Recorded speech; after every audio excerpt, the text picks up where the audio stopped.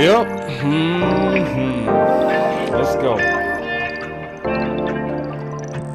It's your boy, the one and only BossCowboySports.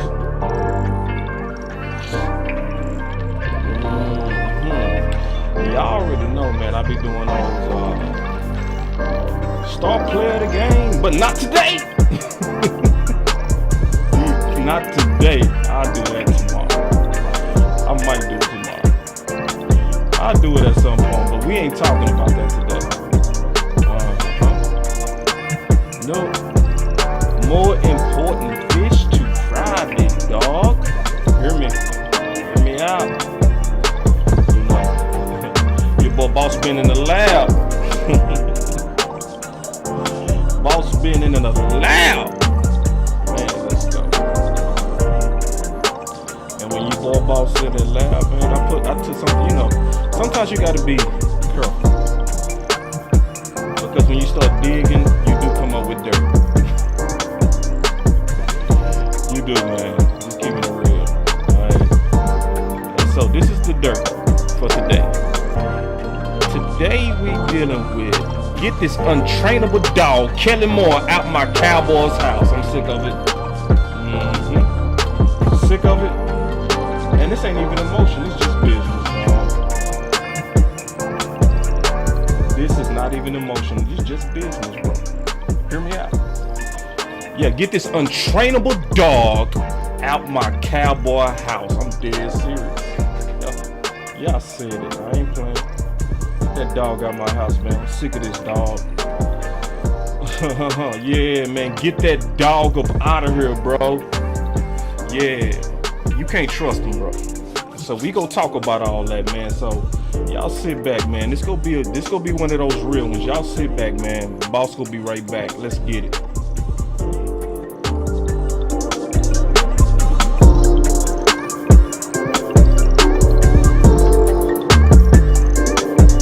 That dog.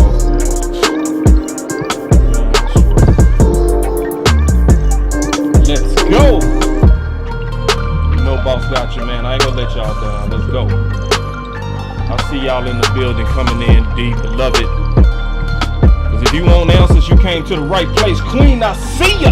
Yoga fire. Let's go. Swain, Richard, Sin City. What's up? Nissan, Daisy, Lamont.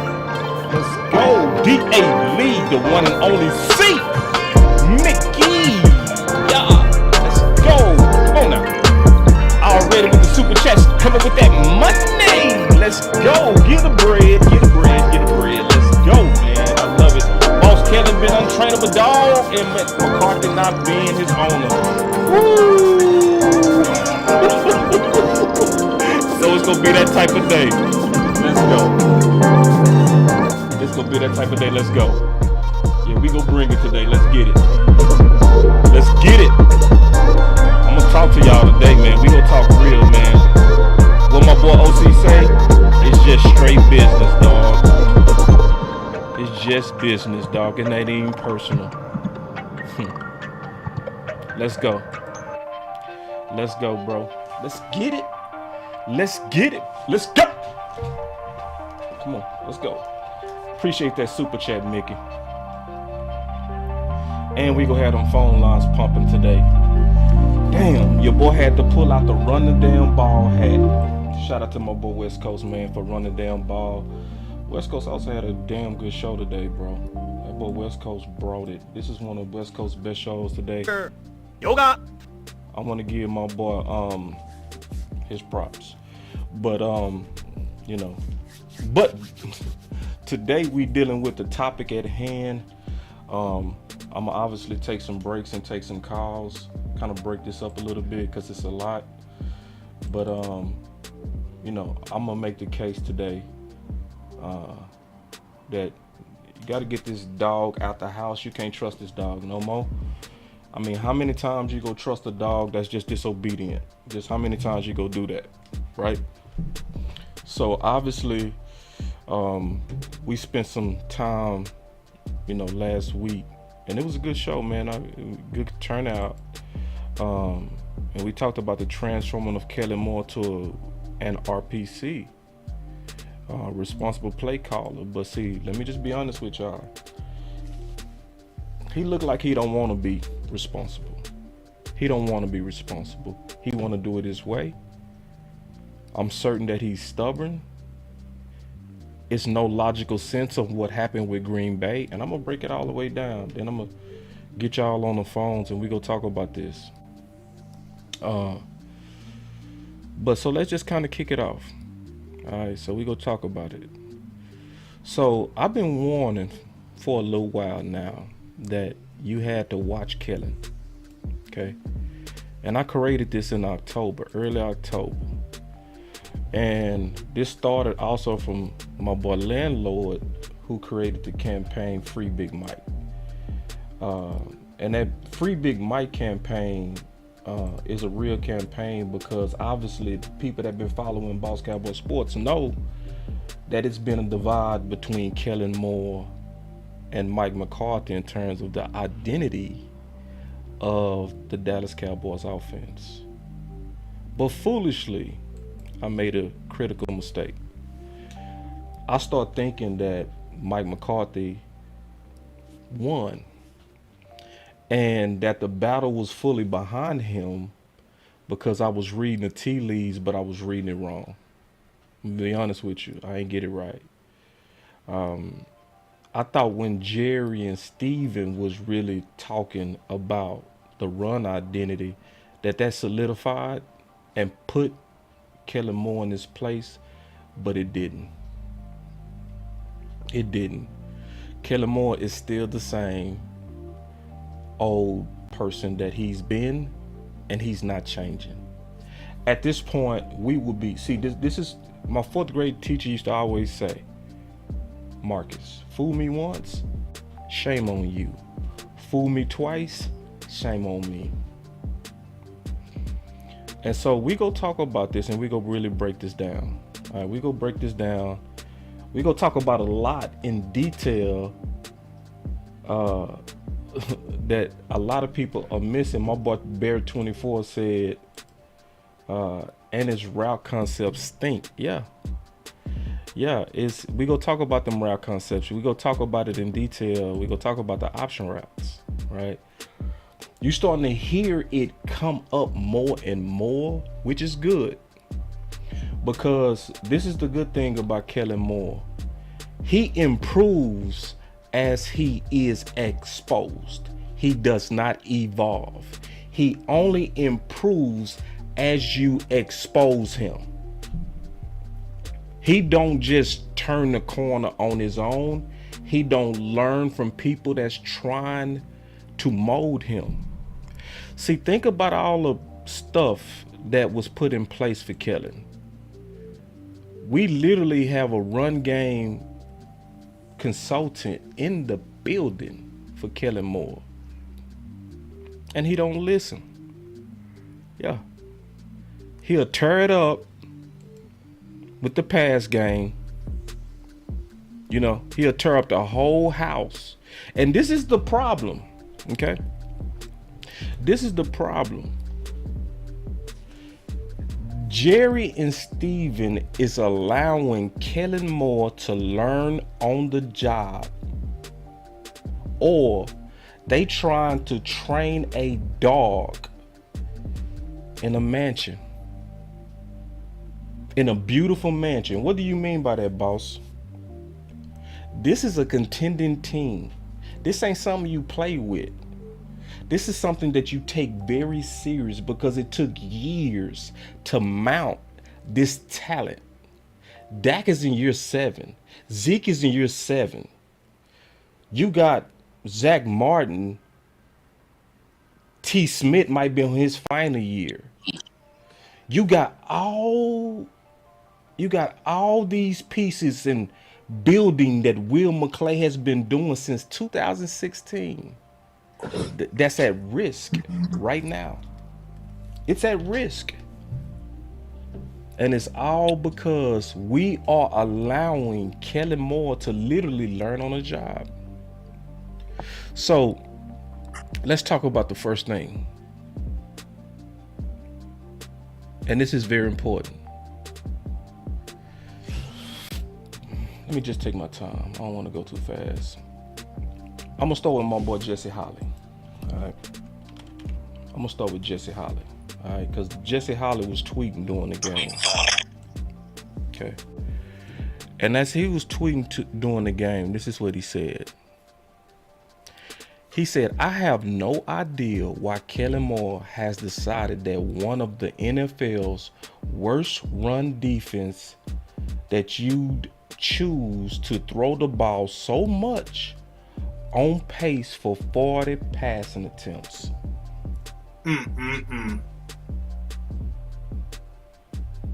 Yeah, OC is in the building. OC, this gonna be a long one. I don't know if you want this one, big dog. This gonna take a while. And Keystone's in the building too. Keystone done dropped in here. What's up, Key? This gonna be a long one, Key. So you gotta ride with me on this one. What's up, Key? What's up, fam? So this is the deal. All right. So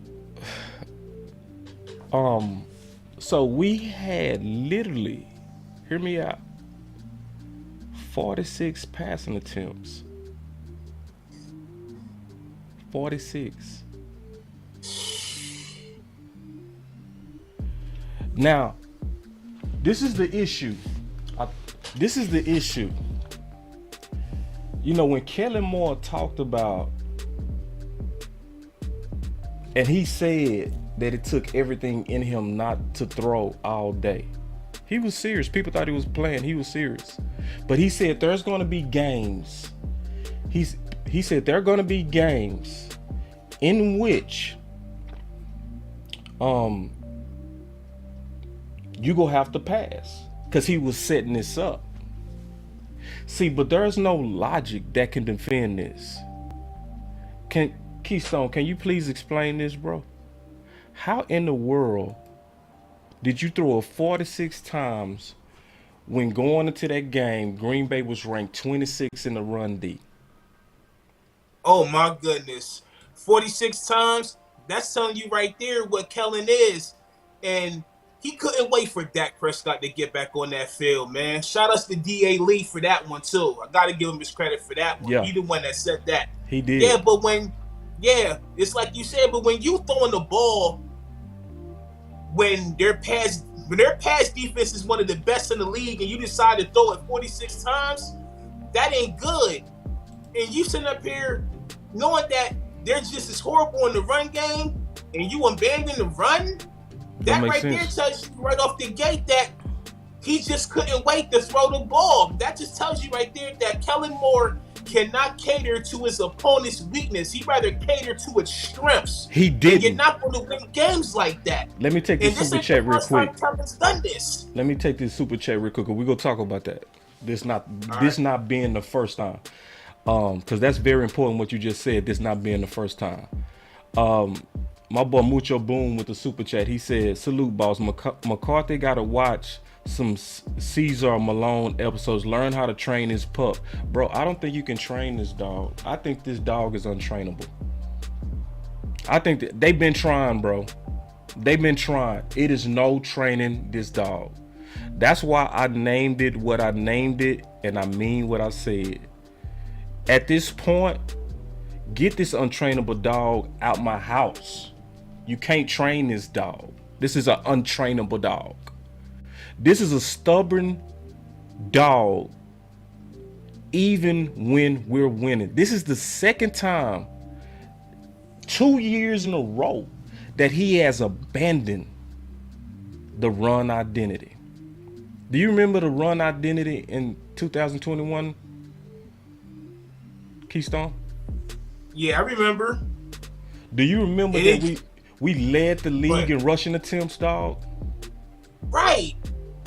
And you still want to throw the daggone ball. Yeah. We in 2021 we led the league in rushing attempts, bro. And when we were 6-2, he abandoned it. This is also why I said today, this loss, sadly, is a good loss. Sadly.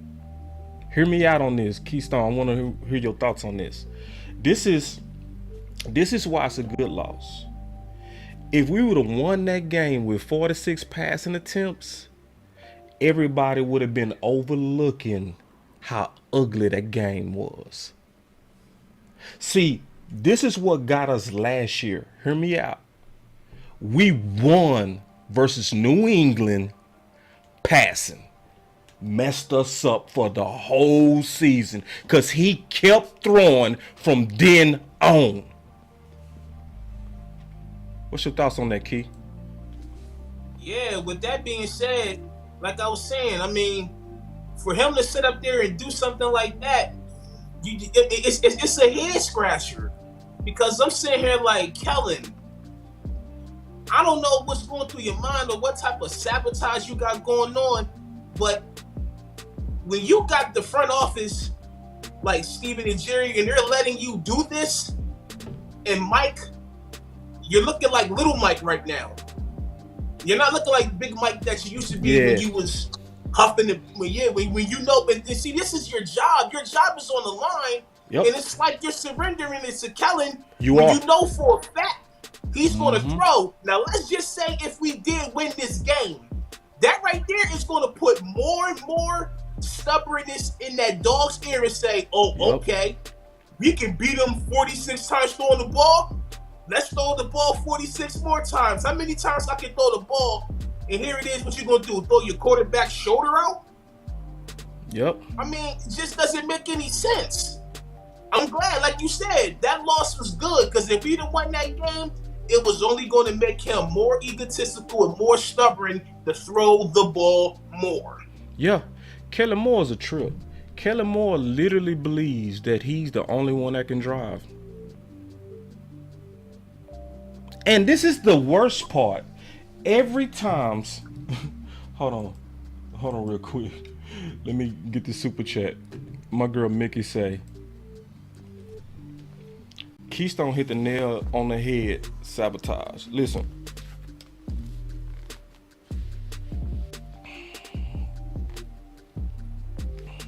See, Kellen Moore,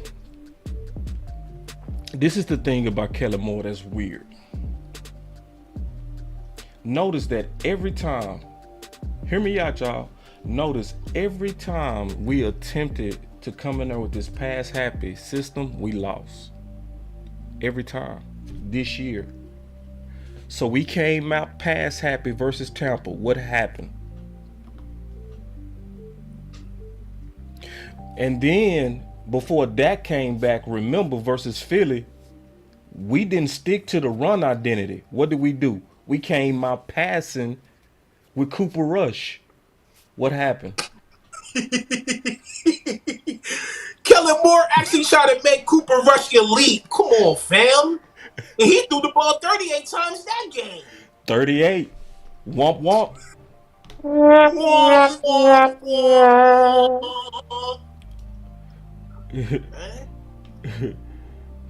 I know.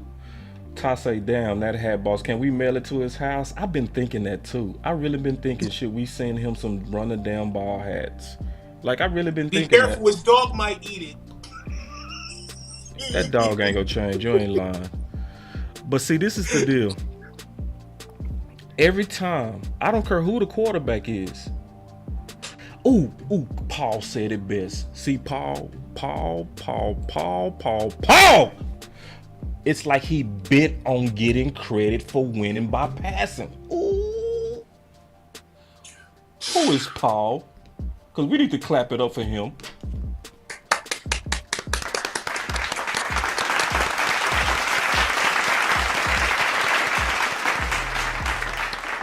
And can I piggyback off of that, boss? Yeah. And what Paul's saying that tells you right there, what are you trying to prove to Steven and Jerry? And knowing Jerry held you out from your alma mater, which is Boise State, I guess they telling you got to prove to us that your system works if we want you to be the future head coach of the Dallas Cowboys. Hey, come on in. Coach Moore said he want a piece of this talk. Well, get in the show. You got the link, Coach. Come on. Now, when I start getting too deep, I'm gonna kick both of y'all out because y'all gonna make the show go 3 hours. But no, this is fire. I love how Keystone and Coach Marv got a open invitation. You know what I'm saying? So come on, What you talking about, coach? Get on in here. Yeah. So anyway, let's just tackle all of this content together. We can do that. Now, if it start taking too long, I'm gonna kick you out, man. I ain't lying, because I don't want this to be a 3-hour show. Plus, we also got to take calls too. But we gonna take calls. We'll do all that together. So anyway, getting back to this content. This is another thing that was pathetic, right? Just looking at this dog, Kellen, and why we got to give up on trying to train him. Just give up on that. Don't try to train him. The only thing you should do is micromanage him at this point. You cannot trust him. You can't. The Cowboys' time of possession was 30 minutes with 79 plays.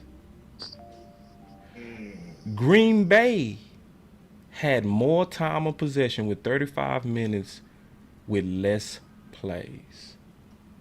So let me ask a question. This is for everybody, because I've been seeing this debate go on, and I'm gonna answer the question today. This is the question: who broke down the game versus Green Bay? Was it the offense or was it the defense? I say it's the defense. I say it's the offense. Why you say it's the defense? And then I'll tell you why I say it's the offense. We'll go back and forth on this. I say the defense because of the fact that we're still having trouble stopping the run. And we couldn't even stop a 4th and 7 where you allow Christian Watson to get in the end zone and score a touchdown. Now, I get that was Deron Bland. I get that too. But on the same note, we still couldn't make a stop on 4th and 7. We still continue to stop running the ball because within that drive, they started getting to the run a little bit effectively. And throughout the 4th quarter, it was like we couldn't stop them for anything. It was like they was really having their way within that quarter, and they was down 2 possessions. That's why I blame the defense. All right. Look who we got in the building with that clean shirt. Ooh! Ooh! Look who we got in the building, man. You know, Coach Marv. People been hounding old coach today, man, and people have been trying to, you know, even my football buddies, man. We just sat down. One of my football buddies, a Green Bay guy, man, and even though he was talking about it, he's like, man, we already know, man. Green Bay kept the ball long enough so they can get the pound on our defense and wear our finesse defense down. We are finesse, fast defense, and they can't stand being on the field for 30-some minutes a game. And this is not just this game.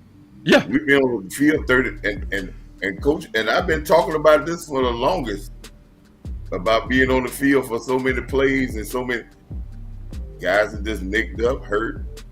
And it's not, it's a, and I you know, boss, you just brought up a stat, and I wanted to say this right quick. I'm gonna let you get right back there. All right. You know how amazing, I want people out there to understand how amazing it is for you to run 18 to 19 more plays than another team. And still have the ball for less than, and have the ball for 5 minutes less in a football game. Say that again. That's amazing. That's unbelievable. That's amazing. And you know what that comes down to? It not only comes down to running the football, but it comes down to trying to run a play every 15 seconds.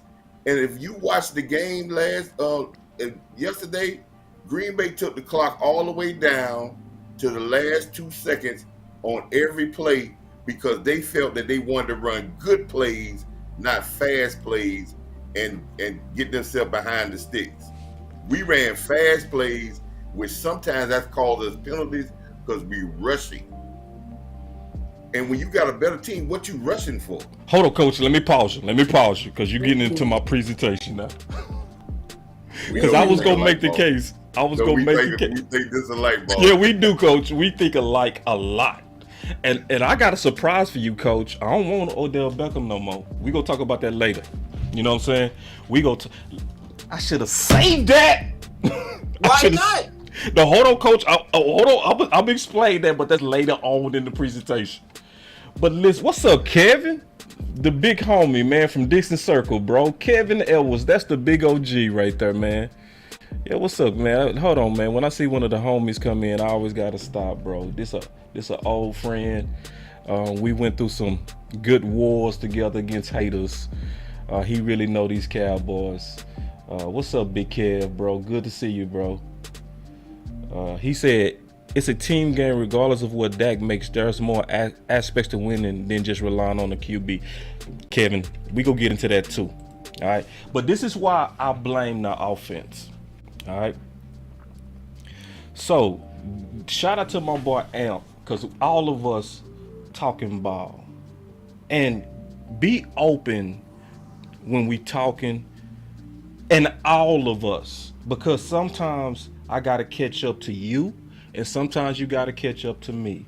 Hear me out. It's things. Listen to me. It's things that Coach Moore said that it took me a while to catch up to. You know what I'm saying? Just keeping it real. It's some things that West Coast said that it took me a while to catch up to. See, don't come in here already with your mind made up, or you can mess up. But listen, Coach said something when he was talking about the speed of plays. Let me first ask y'all a question. Who remember how we came out in that game? You already with me, Coach. That's why you start laughing. How did we come out that game? What did we come out to in the first two series? High tempo. And the opposite of what Green Bay was doing. Green Bay was resting their bad D. Okay, let me just show you. Shout out to my boy Amp, who brought this out today as we was talking ball. Notice that all these 3 and outs started and had 2 pass plays in them. This is every play, the play by play. Yep, D.A. Lee, you hit it. We came out no huddle at the beginning. All right, we came out with no huddle, right? And let's look. Look how much time came off the clock before we. So we had 3 plays before we punted. And 2 of them was passing. And look how much time came off that clock.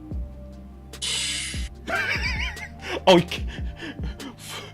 we lost 40 seconds.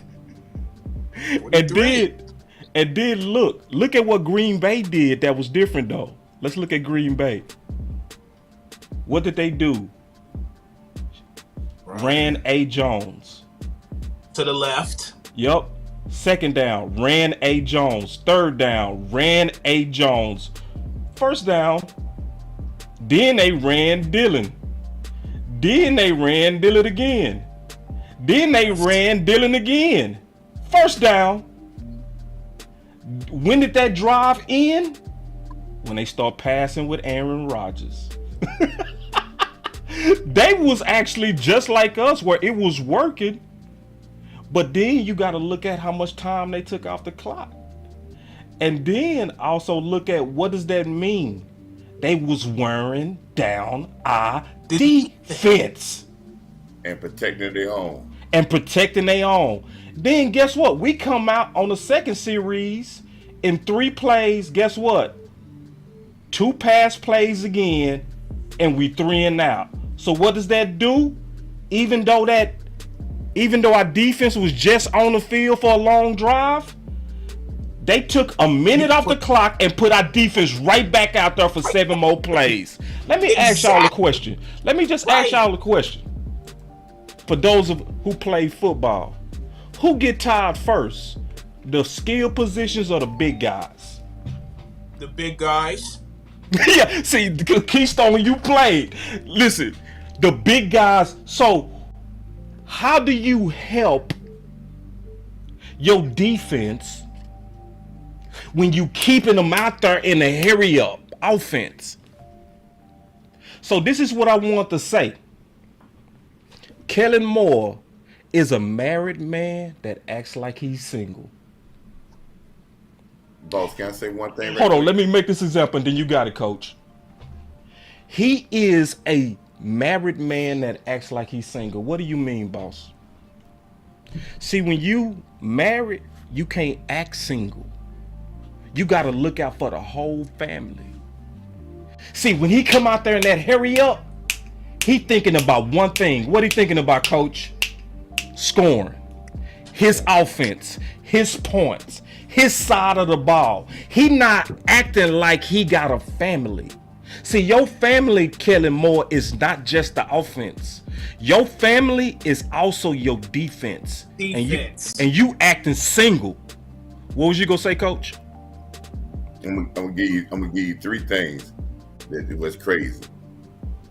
Teams like yesterday was 12 games in the NFL. Teams that won time possession won 9 games. Teams with lost time possession won 3. I'm watching the game right now with Washington and got held the ball 31 minutes to Eagles 7 minutes, and they about to go up 2 scores on the Eagles in the second half. I'm watching it right now too, Coach Marv. So say, yeah, that time of possession is real. So you see me and Keystone, we went back and forth on this, on who's to blame. I would say a little bit of both, right? Because we're not going to give the defense no pass. But I also got to look at the cause and effect too. Just keeping it real, I got to look at the cause and the effect. So if you come out with a plan to protect your elite defense, you get more elite defense. Do you know who is number 1 in the league in not allowing first quarter points? Us. Dallas. Why, Keystone? Why? Because we was running the ball. And we fresh. It says that when we fresh and not tired, and them big boys not tired, we can stop the run. That tells you right there that we continue to get beat in our own game. Yep, we literally got beat at our own game. As usual. Yeah, and you could see it instantly. You can literally see it instantly in the style of offense. If you was watching. We came out and hurry up. They came out and ran the ball 8 times in a row before Aaron even threw one ball. And boss, what did I tell you in the beginning of the game? I said Green Bay gonna try to shorten this football game. Yep, exactly what you said. That's because when you don't have the better team, you shorten the game so you can stay in the game and make it to a 4-quarter game. And you feel that you can win it if you shorten the game. But again, the Cowboys came in the game plan to say, we're going to go and try to run as many plays we want to run. Yep. But we're not going to try to possess the ball. We don't care about the time possession. We just care about, like, every play got to be a scoring play. And that's, let's be realistic, man. That's high school football where you think you're going to outspeed guys and trick guys and run plays faster than they can set up. But this is the NFL, Kellen. You got a physical offensive line, and you need to lean on those guys and let them wear teams down and not try to let teams wear us down. So check this out. So remember I said, all right, looking at the Kellen Moore concepts and why you can't train this dog. I'm telling you, just get that untrainable dog out of here, man. You cannot trust him, bro. You can't trust him at this point. Because he showed you he looking for every reason to try to establish the pass. He showed you. So now this is courtesy of my brother Amp. All right, let me try to see if I can make this a little bit more clear. Give me 1 second. Well, when you go to after we get up 14 points, it's gonna be even more interesting. Okay, here we go. This should be clearer now. All right, here we go. Yeah, that's better. So now I want y'all to notice a pattern. Like, listen. This is why you got to break all this stuff down. Because we first asked the question, who's to blame, offense or defense? I say it's a little bit of both, but I say it's actually more offense. Why? When we stuck to running the ball, you got way better performers out your D. You can't wear your defense out. See, listen, this is why Coach Moore been preaching so heavily about time of possession. That is not a number. Think about that. That is not just a number. That's how many times we on the field. So let's just look. We already said for every time we was 3 and out, it was 2 pass plays in it. Let's see if I'm lying. So look at this. We ran Tony Pollard on first down. We got 4 yards. We pass again and punt. Okay, let's see if that pattern stops. Because on this drive, totally different. Let's go look at this 3-play drive. What does this look like? We run Davis. Then we pass with Dak. We get him sacked. We pass again, get intercepted. 3 plays again. All right, let's look at another 3 plays and punt and see what they all have in common. I mean, every one of them. On first down, we pass. Dak is sacked. We won. That last possession was in the right after the turnover. We ran 9 yards and then we passed 2 times. We threw the first interception. Hold on, we got. And I was getting ready to say that. He was right there in the red zone. Dwayne said inside the 10-yard line. When Chip Kelly was in Philly, his up-tempo offense led his defense out to drive. Exactly. Yeah, man. Dwayne, great super chat on that one. See, that's the thing that Boss Cowboy Sports with Coach Marv and Keystone, we really trying to do a better job of explaining, because people don't understand this. They kind of look at it too cut and dry. They look at it like, oh, the defense allowed these many points, but you got to look at it all together. How long was they on the field? That was a super chat, boss? Yeah, that was a super chat, a fantastical. And you know something was great about that super chat? Yeah. Then when they got rid of Chip Kelly, they brought in the next coach, and in 2 years, they led the league in time possession and won a Super Bowl. Doug Peterson. I'm just telling you that they led the league in time possession and even had a quarterback hurt, and still with a backup quarterback won the Super Bowl. And see, this would look. We ran Pollard. We pass on 2nd and 7. We pass again on 3rd and 7, and we punt. Then you go look at the end of the half. I'm not lying. Listen, literally every time we came out throwing, we punted. Basically. Without me going through it line by line. You can do this on your own. See, this is the thing. Trust me on this. When Amp told me this, I didn't take his word for it. I went and double checked this myself. He said, boss, he said, I double checked the play by play. He said, bro, every time we threw 2 passes in a drive, we punted. And boss, if you go back to every big game that we done had in the last 2 years, you will see the same pattern of play calling. Yep. The same pattern of ball down. And you know what gets us in trouble? When we do a 2-minute drive right before the half, and when you're doing a 2-minute drive, yes, you're gonna pass. You pass and we score. Kellen thinks that the 2-minute drive, that the defense is going to play the same when you playing in the regular. That's a whole different type of defense. Yep. That you're going to get than in the 2-minute drive, because we're going to give you lower high percentage passes. But when you try to run that at the beginning of the half, you're not going to get all those easy passes, those easy completions. Oh my God. B Bird, I missed the super chat. Look. Washington 38 rush attempts with 8 minutes left in the third. God dog!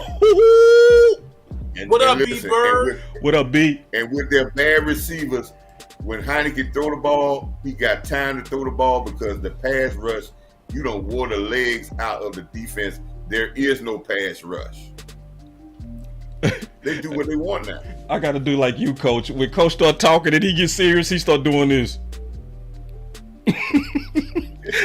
That's how you know Coach serious, when he starts shaking that head, boy. He's serious? You get that bobblehead. Boy, when he start bobbling the head, the coach is serious. Like that Bernie Mac bob. Boss, hey, listen, we just talking about this game.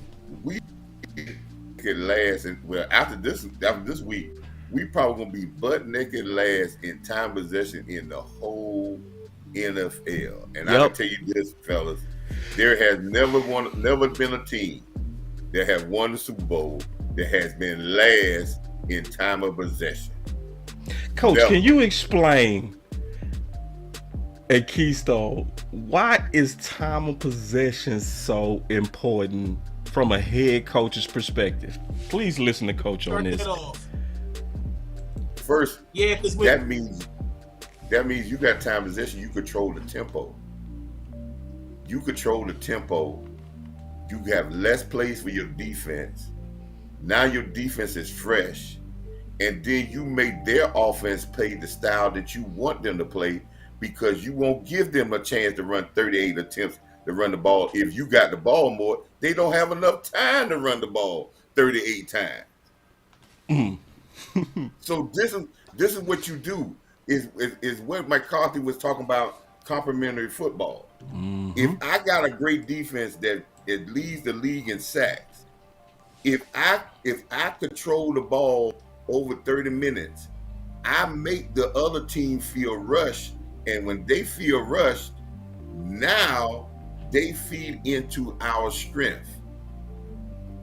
But that way, I keep my defense fresh, I keep us on schedule, and then I lean on the best part that we have on our offense. We talk about receiving quarterback, but the best part of our offense is the power in our offensive line. And now if I get the time possession through the first 3 quarters, I'm going to walk through you in the 4th quarter because you're going to be tired. And now you only can pass the ball, and that's what Michael Parsons and these guys want to do. They want to hunt. But I have to control time possession with little things about taking it to the 10-second mark before I run a play, running good plays, not fast plays, and that would cut down on penalties, right? Because we move too fast. It would rest our defense, because now our defense has been on the field for so long with so many games. Now guys are getting hurt. So check this out. Oh, one other thing, boss. One other thing I forgot to say. If we control time possession, our main players are going to be on the field more for our defense, and it will cut down our rotations, and we won't get things where we have bad guys in the middle when we were talking about run things, because they're on the field so long. You have to play other guys because you're on the field so long. But if we cut down the minutes they're on the field, you're going to see Parsons play 100% of the plays, not on the sideline getting a rest. Shout out to my boy Lexington from Carter. What's up, man? It's one of my Carter brothers in the house. What's up with it, big dog? Best rapper, man. You play too much, bro. This dude always come in here playing. This dude say, stop, coach. Kellen needs to throw all the time. He needs his bag. You play too much, bro. You know something? Kellen killing his own self, fellas. Because, listen, well, let me tell you something about this NFL. These owners see what you're doing, and if you go out there and throw the ball, and your offense, every time you go out there being pass happy, and you get bogged down, and you don't win big games, you're not gonna get no job. Oh no, coach! Before you go there, we got a super chat. I want to take the super chat real quick for B Bird. He say, top offenses can't score when they're on the sidelines. Adding that to it as well. And somebody asked, is it a way to cash app me? I think they said because they super chat not working. You can do Boss Cowboy Sports on Cash App, or you can do Venmo at Boss Cowboy Sports. Either one of those, that'll be a way to cash at me. The Venmo or the Cash App for anybody that's appreciating the content but getting issues with that super chat feature. I got you. You can go that way too to help the channel. All right, let's get back to this content, y'all. This is actually funny that y'all came in. This is dope. I wasn't expecting this. All right, here we go. It's cool though. I like it. We gonna do this more. All right, check this out. Hey, boss, you got the plays back up there? What plays? You still got that play chart? Man, we ain't finna go through all the plays, coach. We'll never go through this content. I just want one thing. Uh-huh. Well, we got about 14 points. Uh-huh. Right? Uh-huh. How many pass plays did we run after we got our 14 points? Did we take the air out of the ball? I counted that already, coach. 15. We threw the ball even more. We threw the ball 15 while up 14. I counted it. Yeah. We threw the ball 15 times while up 14 points. And still we're running plays fast too. Yep. So when we talk about managing games and turn your defense up, that's what we talking about. Your defense go play worse with Kellen play calling. I'm gonna say that again. Your defense will play worse with Kellen play calling. Let me get back to this. It was proven yesterday. What'd you say? It was proven yesterday. Yeah, it was. All right, so check this out. All right, we finna get into some salt. Let's take some calls real quick, y'all. Let's take some calls. We gonna open up the phone lines. All right, let's take some calls, y'all. We got the phone lines open. We got Keystone in the building. We got Coach Marv in the building, and we got the call lines open. Y'all call on in, and then we go really break down these option routes, and we go talk about that. That's real important. But we got the call lines open. Y'all better call in quick, because y'all know. Y'all already know. Boss, a quick little story. I remember I hired a different offensive coordinator, right? And he wanted to go to this fast-paced throwing the ball because we had a pretty good quarterback. But you know who we had to talk to first? I had to talk to my defensive coordinator. Oh, hold on, Coach. We got a call. Okay. BossCowboySports. Hey, yo, what's going on, Boss Cowboy? What's going on, Coach? What's going on, Keystone? What's up, man? Man. Yeah, I'm gonna say what's up to the Cowboy Nation too, man. Everybody needs to calm down just a little bit. Just pump your brakes. As far as this overreaction, like the season's over with and all that stuff, I'm not throwing in the towel. No doubt. I'm not waving the white flag. Absolutely We just gotta adjust. Yep. We just gotta adjust. It was a team loss. We gave them motivation when we shouldn't have gave them motivation. I mean, them 2 interceptions that Dak threw, that was terrible. Coach is right. We need to run the ball more because we was tearing them up in the run.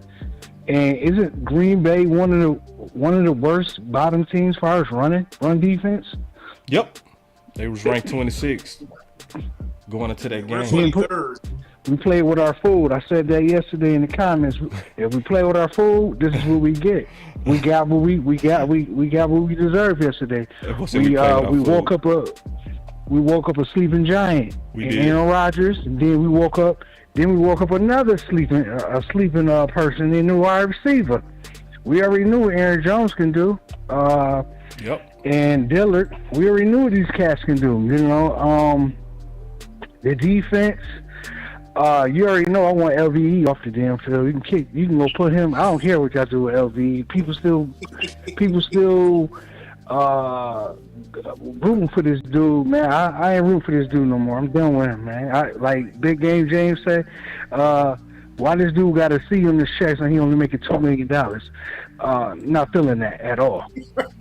Hey, but listen, hey, but Ty said something. I totally agree with Tyreek. I'm gonna push back with you a little bit. We not overreacting on Kellen Moore, big dog. This is not an overreaction. No. Oh no, I'm not saying we overreacting on Kellen Moore. I'm saying that we overreacting as far as the season over with. No, like you saying fans got blindsided. You saying fans in general? Yeah, well, fans are saying that the season over with and all that stuff. That's what I'm saying. They they tripping. This season is big not overreaction. Yeah. It was just a loss that sting. We knew we had this game. We beat ourselves. We shot ourselves in the foot. My thing with Mike McCarthy, he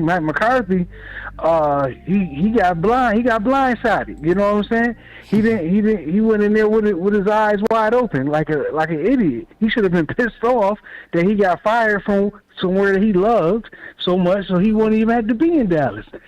But He went in there. He didn't do what we normally do for our yanking Kellen Moore's chain. No. When Kellen Moore getting out. When Kellen Moore's getting out of line. Yes. You know what I'm saying? Yes. So. Yes. So. You gotta yank that dude chain, bro. For real. You got to, man. You gotta yank this dude chain, man, because when Dak throwing the ball on first down when you should be running the ball, you know what I mean? I'm not seeing any pitches. I'm not seeing any. They throwing these dumb screens out here to goddamn Gallup, dumbass screens. When you know what I'm saying, should have been running the ball and jumping the ball to Pollard in the flats or something. That would have looked smarter if you ask me personally. But Reed. Yeah. See, check this, bro. I'm gonna keep it all the way 100 with you. This season over if we don't get Kellen in check. Season is over, bro. I agree. Because we looking the same way we look when we played against, even though we scored more points, we looking the same way like we played against Tampa Bay in the beginning. Yep. They get starstruck when they play against these big-time quarterbacks. As far as Rodgers and Brady, they just got our number, and that's bad because, like you guys been saying, we don't want to have to. We should have ended Green Bay season yesterday. Yep. You know what I'm saying? We should have ended that, so we wouldn't have to worry about them dudes come playoff time. Now you woke up a sleeping giant. Now they might start to believe. Yep. Then you see Brady go over there. Facts. You see Brady go over there across season win that game. They might have woke up a sleeping giant over there. Facts. Might have to see these dudes later because Atlanta them ain't going. Yep. You know what I'm saying? You ain't lying. So Dak got to get it together. Kellen Moore got to get it together, and Mike McCarthy got to get back on the job of yanking the hell out of this dude chain. And we got to figure out how to stop that damn run. Even if people got to sit down, we got to learn how to. We got to learn how to stop that running game. And one more thing, and I'm gonna land my plane here. Why the heck didn't Dan Quinn switch Diggs to play the rookie for a little bit, just to slow him down a little bit? I didn't understand that. We'll talk about that. I didn't get that part of the game. That's a good question. And let me go ahead and answer that now. That's a good one, Tariq. I'm gonna answer that. All right, y'all, man. Peace. That was a good call, man. Reek always bring that funk. Like, listen, y'all, that Rook came out of nowhere. Now us draft heads already knew who he was, and we knew he was dangerous. But that was the first time that dude showed up like that. So, you know, and remember, Aaron wasn't really throwing the ball at all. You know what I'm saying? So it wasn't like he was lighting us up on volume. He was lighting us up on big strikes. You know what I mean? So it was hard to get a feel when that was coming, because it was coming out the blue, because they was establishing a running game. You know what I'm saying? So, and your whole research said what? What? It said that he wasn't the number one. He was always the number two with every team you scouted before that game. He just played very number one-ish that game. You know what I'm saying? So I got to say something about the defense. And this is getting on the defense. And this has been a problem since last year. But hold on, Coach, because I want to get to this content, because then we ain't going to never get past this content with y'all up in here if we don't get to it now. All right. But then, hopefully, as I'm addressing this, hopefully it leads to what you was going to say. Okay? Mm-hmm. All right, so, all right, let me get to this right now, because I want to ask a question, because we already talked about this. Who broke down the game, offense or defense? I said more so offense. We do give defense some blame, but in my opinion, you ain't got to agree with me. I think the way that all that passing kept them on the field and hurt our ability, especially our big dudes. That's why I asked the question, who get tired faster, your skill positions or your big guys? You can't leave them big guys out there that long. They go start eating them alive. So that was one question. The second question, because I want to address this, who fault was the interceptions? Dak, Lamb, or Kellen? You can say it's a bit of all three, because when you look at Dak, of him throwing the ball, yeah, he threw the ball, he threw the picks, so due to him, yeah, part of it. But when you look at Lamb, okay, did he really run his route the way he was supposed to have run his route? But when you're looking at Kellen, and you still with these option routes, when you got your number and your tight end confused, never mind your third-round draft receiver that you just drafted. So that right there tells you it's a mix of all three. But Kellen, you're still back with this option route going on. And when you ran the first play, that was the first interception that Dak threw, when you got Lamb and Schultz running behind each other, looking like they're running a choo-choo train route, I'm like, what is this? I'm like, who was really supposed to get the ball? So that's why I say it's really a mix of all three. All right. So let's first start with this. All right. We gonna start with my homie Bobby Belt. All right. Let's listen to Bobby Belt. Then we go listen and we go break this down. We go solve the mystery today. Listen. All right, the Tolos agreeing with you, blaming the defense first. 38.5% out of the 5,000 votes. Number 2 blame is going to Dak and the receiver communication. Take us through the 2 interceptions. Yeah, I think so. I think the first interception, regardless of, I know Greg Olson and other people were trying to say that that's, about the receiver again and the way and the position that they were in, where they took their cut. To me, that's still, it was way too congested an area to make the throw. I think even if that route's run perfectly, it's a really tight area to try and get the ball in, and it was asking too much there in the red zone. Like, you don't need to get greedy right there. Yeah. And so that one, I still, regardless of if Dalton Schultz slipped a little bit, which is apparently what happened there, slipped, and so he wasn't quite in the position that Dak was expecting, then, I still wouldn't want him to make that throw even if everything's run completely cleanly. The second interception feels like CD. Because and it's almost the exact same route that happened against Chicago, where it's the same scenario where he didn't flatten out. He went up. He was playing the seam and went up instead of making the in cut, and that's where you guys heard Mike McCarthy talk about it. That's where the communication comes in. The being able to see the same thing and anticipate the same thing, and that's frustrating. That's why, some teams don't like running option routes and having those sorts of things built in there, is because they don't want to trust that a receiver and a quarterback are going to see the same thing, because that doesn't always happen. I think it also is important, and this is odd, I know, but watching that game last night, the guy I kept thinking of throughout the game was Dennis Houston. And it's because Dennis Houston wasn't super impressive in training camp, I didn't think, and I think a lot of people watched him and were just kind of like, why do they love him so much? And one of the things we consistently heard, and I think people brushed it off when they heard it, was behind the scenes we heard Dennis Houston is always where he's supposed to be. Yeah. Dak knows Dennis Houston's going to be where he's supposed to be, and he trusts that and he likes that. It's like, okay, maybe this is making a little bit more sense now. Yeah. Why would Dak be prioritizing, I really want a guy who's going to be where he's supposed to be? Now, look, there were plenty of guys who were where they were supposed to be last night, and Dak missed them. And Dak's got to be better. Dak didn't play great. And so, but I mean, regardless of that chemistry, communication, whatever word you want to give to it, just being in sync with each other is critical for them to get down moving forward. And again, I think they got it down for the most part in the second half, especially him and CD. In fact, he had that catch in overtime, but in the first 4 quarters, he had those 10 catches for 134 yards or whatever it was. That was all of that production came on their 4 scoring drives.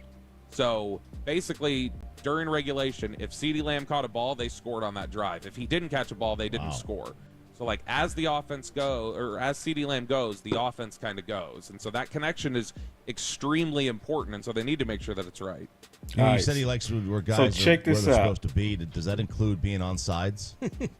All right, obviously they've taken a shot. Now listen at this now, because now we go hear from Dak. Okay? Listen. Everything was synchronized. Everyone was going to know their assignments. They were going to know what to do. You're going to have mishaps, but that was my biggest question. I'm like, why are these things happening to this high frequency with the amount of time that these three and this offense has played together? They're not brand new. No, they're not brand new. I don't know that the interception of Lamb, I don't know if that was bad communication necessarily. Like, the communication was there. CD knew what he had to do. He just didn't do it. I don't know that I would. Well, he went upfield. Why did he go upfield versus cut it across? Let's hear from Dak. See, this is important because we finna hear from Dak how this works. Listen. With the explanation for the picks that led to 14 points after. See, I want to say this too. Everybody better be real careful when you start blaming. Be real careful. Because, see, you got to remember what type of offense we running. We running an option route offense. So just listen. I know some of y'all got y'all mind made up. Y'all already ready to blame Dak. But that's why I said come in here with an open mind. That's all I ask you to do. Come in here with an open mind. Here we go. To the game. Yeah, I'd say definitely miscommunication. First one was to Schultz. Just kind of, he said he got knocked off his route in a sense, thinking he was going to cross face. They make a play. That's a huge play right there for us to go up 14. They stop us, so obviously get the turnover, and then they go score. And then, the second one, they score off of that one as well. And that one's just miscommunication. Similar to the one last week, honestly, just thinking he's going to cross face, him seeing something different, just making sure we get on the same page and we're able to hit something very similar later in overtime. Here's what Playmaker said real quick. That's on my guy 88. And this is coming from Michael Irvin. Listen, y'all, because I know a lot of y'all, especially watching it in the game, it was hard to tell who messed up. But listen, this is the Playmaker. Listen. The center of the field is close, then 88 has to flatten that route across the safety's face. If it's cover two or split safeties, then you go up the field like Lamb did. That interception also, it's on the receiver, not Dak, just trying to help everyone understand. I wonder if that's Dak helping out his, covering for his guy. You know what I mean? See, because he was. Because, see, Dak called it a miscommunication. The person that was off was CD Lamb. He misread the defense.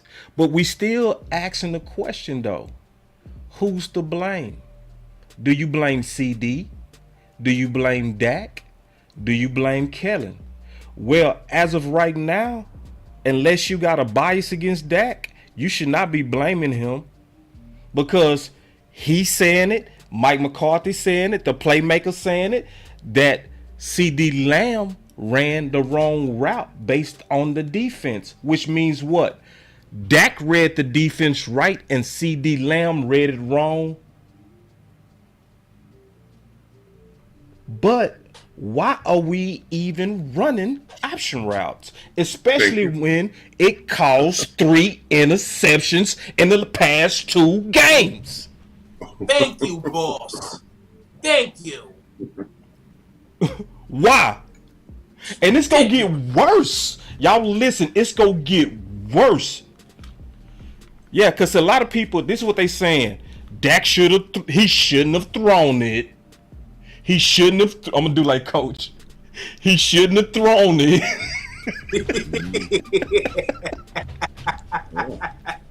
This is what they saying. Dak shouldn't have thrown it. But see, you got to understand how these option routes work. Option routes are thrown based on anticipation. And I'm going to prove that. So hold on, let me show y'all real quick. Hold on. Yeah, let me show y'all Mike McCarthy explain these option routes. Tell me if I'm tripping. Here we go. I mean, is that what you scored in your day? Middle read? Listen. Yeah, 2 shell post. I mean, did you see it like Dak saw it, or did you see it like CD saw it when you looked at it? No, I saw it like Dak saw it. Yeah. He said, hold on. He asked on the option route, did you see it like CD saw it, or did you see it like Dak saw it? Who did he say, Coach? He say he's seeing like Dak. So does that mean Dak was in the wrong or Dak was in the right? Dak read. He was saying Dak read it right. Yep. He was in the right. Yep. So Dak read the defense right. CD Lamb read it wrong, and his head coach confirmed it. Listen. CD saw when you looked at it. Oh, I saw it like Dak saw it. Yeah. Based on the depth of the defender, it's doesn't matter if it's a nickel, a strong safety, or it could be the defensive lineman lined up back here at 15, 20 yards. When there's someone in the middle of the field, that's a closed safety look. Michael Galpin, Dallas Cowboys on the first interception. Why was the spacing so tight between Dalton and CD? Great question. See, this is a good question. He said, why was the spaces so tight? Coach, how long have we been talking about that? Yeah, I've been talking about that since the preseason. That these boys been ending up in the same place. I've been talking about that preseason. Me and you had a conversation over the phone. I've been telling you about that. Yep. Preseason. Yep. So that's why this is good, because it's finally starting to expose the system with these stupid option routes. That's why I say this loss can help us. A win would have been horrible because we wouldn't have been breaking this down. None of us. We already been like, we moved on. We beat Green Bay. Let's move on. Let's be positive. No. See, you really do your research for L's. Yeah. D.A. Lee, that was a fire question by, again, Mr. Gelkin. Mr. Gelkin, go hard. Listen, though. Listen to him break it down so we can be factual. Factual, not blamers. See, the worst type of people, blamers. I blame Dak. I blame Kellen. I blame CD. Let's find out what the facts are so we can really look at the cause and then the effect. Listen.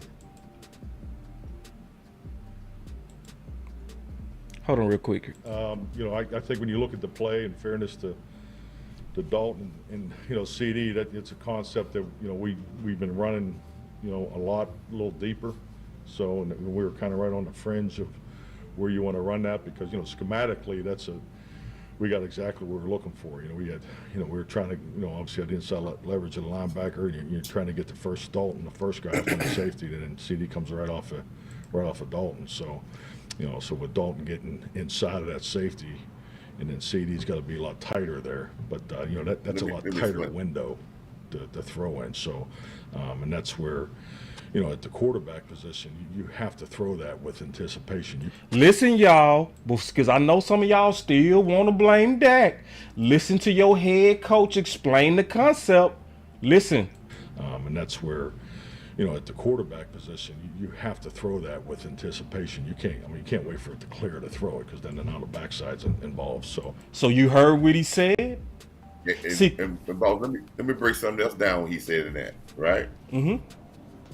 He said when you run option routes in the red zone like that, it's harder to run option routes in the red zone, especially within the 10-yard line, because you don't have. There's not too much to read because there's no stretching of the field. He said in his first thing he said was, usually we run this concept in the open field, not down here when it's so congested and the anticipation in the windows. There's really no option. A guy can fake you out about where he's gonna go because you can't go but so far in the end zone. That's why he said we usually run that play in the open field, and they usually work. But down there, you can tell in his voice that he feels that wasn't a good play down there at that particular point. It was so. If you really listening, if all of y'all are listening, what's up, Amp? Amp done came up in the show, bro. This is too crazy for me, dog. I'm loving this, bro. People, I love it. All right. But we just breaking this down, bro. Because now it's obvious who the real fault is. Kellen Moore. It's Kellen Moore. You shouldn't be running no option routes. First of all, you shouldn't be running no option routes down there, like Coach said. Second of all, we need to get rid of option routes anyway. And I'm explaining why. Go ahead, Al. First off, good evening to the chat. I'm going to keep it all the way funky.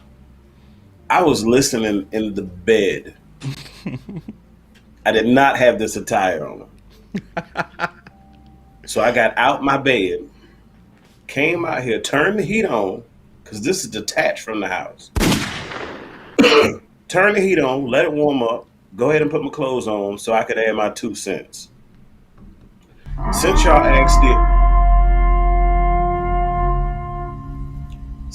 asked the initial question this past go round, I have watched Washington be successful at running the ball, and when they decided to get cute and throw the ball, they threw an interception.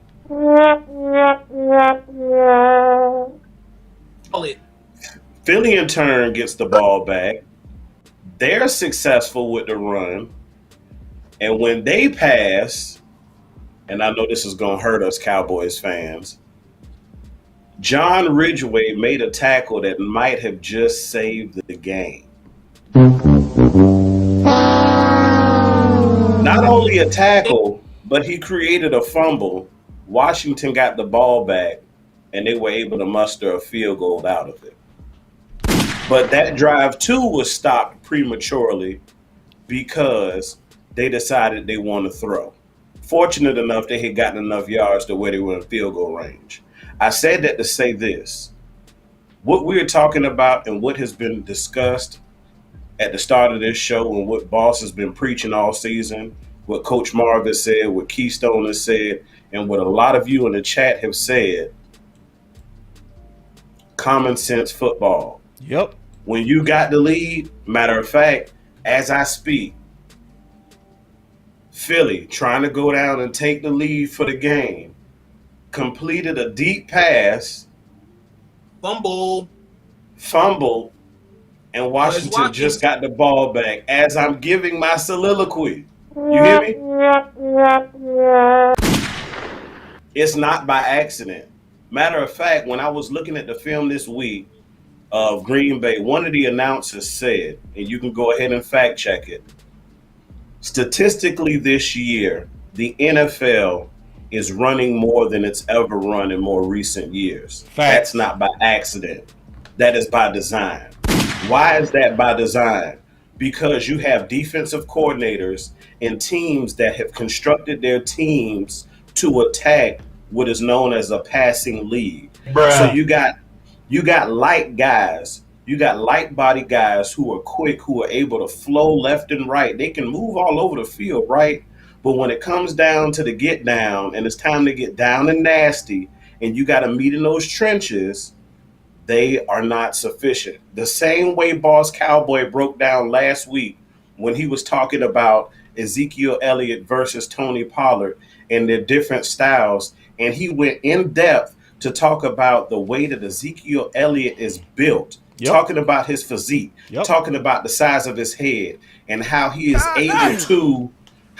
able to basically take on hits and blows just based off of how he's built. The guys that we have currently on our defense are not really built to stop the run. So unfortunately, there is not anybody who we could call upon on our team to say, hey, you take this position, you go here, and we're going to stop this run.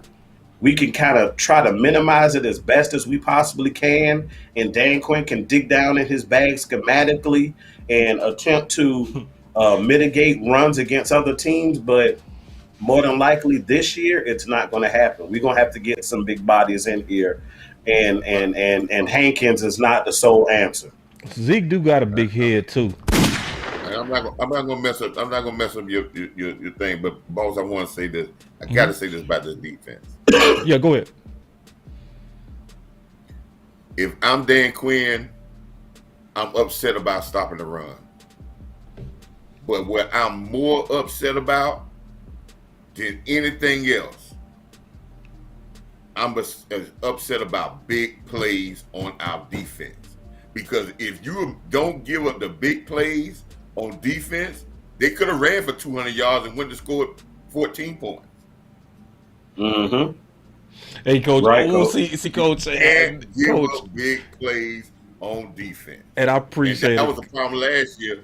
Plays over 20 yards, we gave up a lot of them. We're getting back in that same thing again of giving them big plays on defense, and that's killing our defense because we playing well here and there, but we give it that one big play and teams getting big. Yeah, big Coach, you right. You definitely right on that. I don't want to get too heavy into that though, because that's gonna knock me off. But you right. Yeah, but for big sure. plays is killing them. That is. So Can just I piggyback on that defense? Yeah, be quick though, so I can get through this content. Go ahead. All right. Yeah, do the Dan Quinn situation. We still got question mark at linebacker, and if I'm Dan Quinn, I ask myself, are we going to get it strong, or are we going to keep playing around? Because the left side of the run continues to keep getting gashed. All right. So real quick, let me get back to 2, because we talking about these option routes. Because remember today's show, because I want to stay focused on what we dealing with. All right. So what we dealing with, just keeping it real, and is we dealing with get this untrainable dog Kellen Moore out my Cowboys house. And so I'm painting this picture and showing y'all that a lot of this stuff that was happening, it was Kellen Moore who was in the hurry up, which kept our defense on the field. Amp the one sent me today. And y'all can go to the play-by-play yourself and see for yourself. Don't take my word, because I did not take Amp word for it. When Amp told me that, I went and double-checked. And he was dead on right. He said, boss, go check every 3 and out. He said, you go see 2 pass attempts on each one. I was like, bet. I said, send me a note on that. I'm going to double-check. Didn't I say that? You absolutely said it. And I double-checked, and I was like, damn, he right. Which goes into leaving that defense on the field. Now, when we break down these option routes and you hear from Mike McCarthy and Dak, who fault was it? For real. Kellen Moore. Because we shouldn't be running option routes. Let me show y'all something. Why the hell would you run an option route when your receivers are already struggling to get separation in the first place? Hold on real quick. Can we answer your question real quick? Can I answer your question? Let's listen to G-Bag Nation. Listen to this. Listen to this. Listen. Archer says the X factor moving forward is the passing offense. Everyone knows the run defense needs to get better, but the offensive passing game will be more important. The Cowboys need to be able to throw and score more points, as they have just 23 pass plays of 20 yards or more. Hold on. We got us a super chat. He said, hold on real quick. Hold on real quick. My boy. He said, common sense say. He said, but boss, D4K, don't make anticipation throws. Bottom line, Kellen is a son, period, to Jerry, and that pass game, big plays is what sells. Running is slow and gritty. Jerry is the only one to check Kellen Moore. Ooh, see, you already in my Kool-Aid, dog. Because I'm going to talk about that when we get to solutions. So we going to get to solutions, common sense. Appreciate the super chat. But listen. And they obviously could use a guy like Odell Beckham Jr. writes Todd Archer. Yeah, sure. Yeah, that would be nice, to get Odell Beckham Jr. Hold on, Coach. But I don't think you can go into it with the game plan of yesterday. Listen to Gavin. Passing game. Listen to Gavin. Gavin breaking it down. Listen. Game is money now. We got to make this happen. I think that's a problem. Going over 40 attempts, problem. I think only 5 quarterbacks in the history of the sport have winning percentages in games where they throw it 40 times or more. What? It is a very small sample size. History. Like most of the other guys, Drew Brees, 40 attempts or more, 40% of the games he wins. Not a great formula. It's no indictment on Dak. It's stop throwing the ball so damn much. Whoa! West Coast did a whole show on this, boss. Yeah, I heard it. I told people at the beginning of the show, I said West Coast went fed today. This was one of West Coast's best shows today. I said that today. I called him about it. He did a show a long time ago. And this is even worse. When you throw over 40 attempts, they went 35% in the history of quarterbacks, 35% of the games. When you throw under 30% attempts, it's almost astronomical. It's almost 70, 80%. And see, what did he say? Because, see, this is what people like to say. Dak can't throw over 40 times a game. Gavin said it right. This is bad for almost all quarterbacks. Tony Romo too. When all these Tony Romo people, when he threw for over 40 attempts, his record was horrible too. Womp womp. See, listen. If you want answers, you came to the right place, dog. Mm-hmm. You came to the right place, dog. Now, if you want to just hear blame, I blame Dak. I blame Kellen Moore. I blame CD Lamb. We don't do blame over here, bro. We go find the answers and we present it. Mm-hmm. That's what we doing. We present you the answers. Hold on real quick. Oh, hold on. We passed over her praising the Lord. Hold on real quick. Hold on real quick, Pastor. This Pastor Taff said, praise the Lord. For the Commanders, we have some help. The Eagles about to lose. Clap it up. Clap it up. That's right.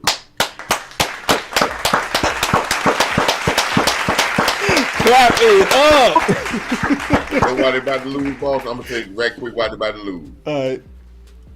If Washington held the ball so long that they done spared the Eagles' offense up, where Eagles don't do what they do comfortable, and now they feel they got past them, took the running game away from them because they ain't had the ball enough, and now they're doing something they uncomfortable doing and they can't perform. Yeah. Coach, Washington has held the Coach, Washington has held the ball and they just got it back 38 minutes to 19 minutes. Ooh. That proves what the hell everybody has been talking about today and what Boss Cowboy is talking about tonight. Yep. That is how you win. Yep. You don't need no damn Odell Beckham Jr., the Messiah, and his 12 disciples to come help you win a championship. You just got to play smart football. That boy good. That boy good. Go ahead, Keith. Go ahead, Keith.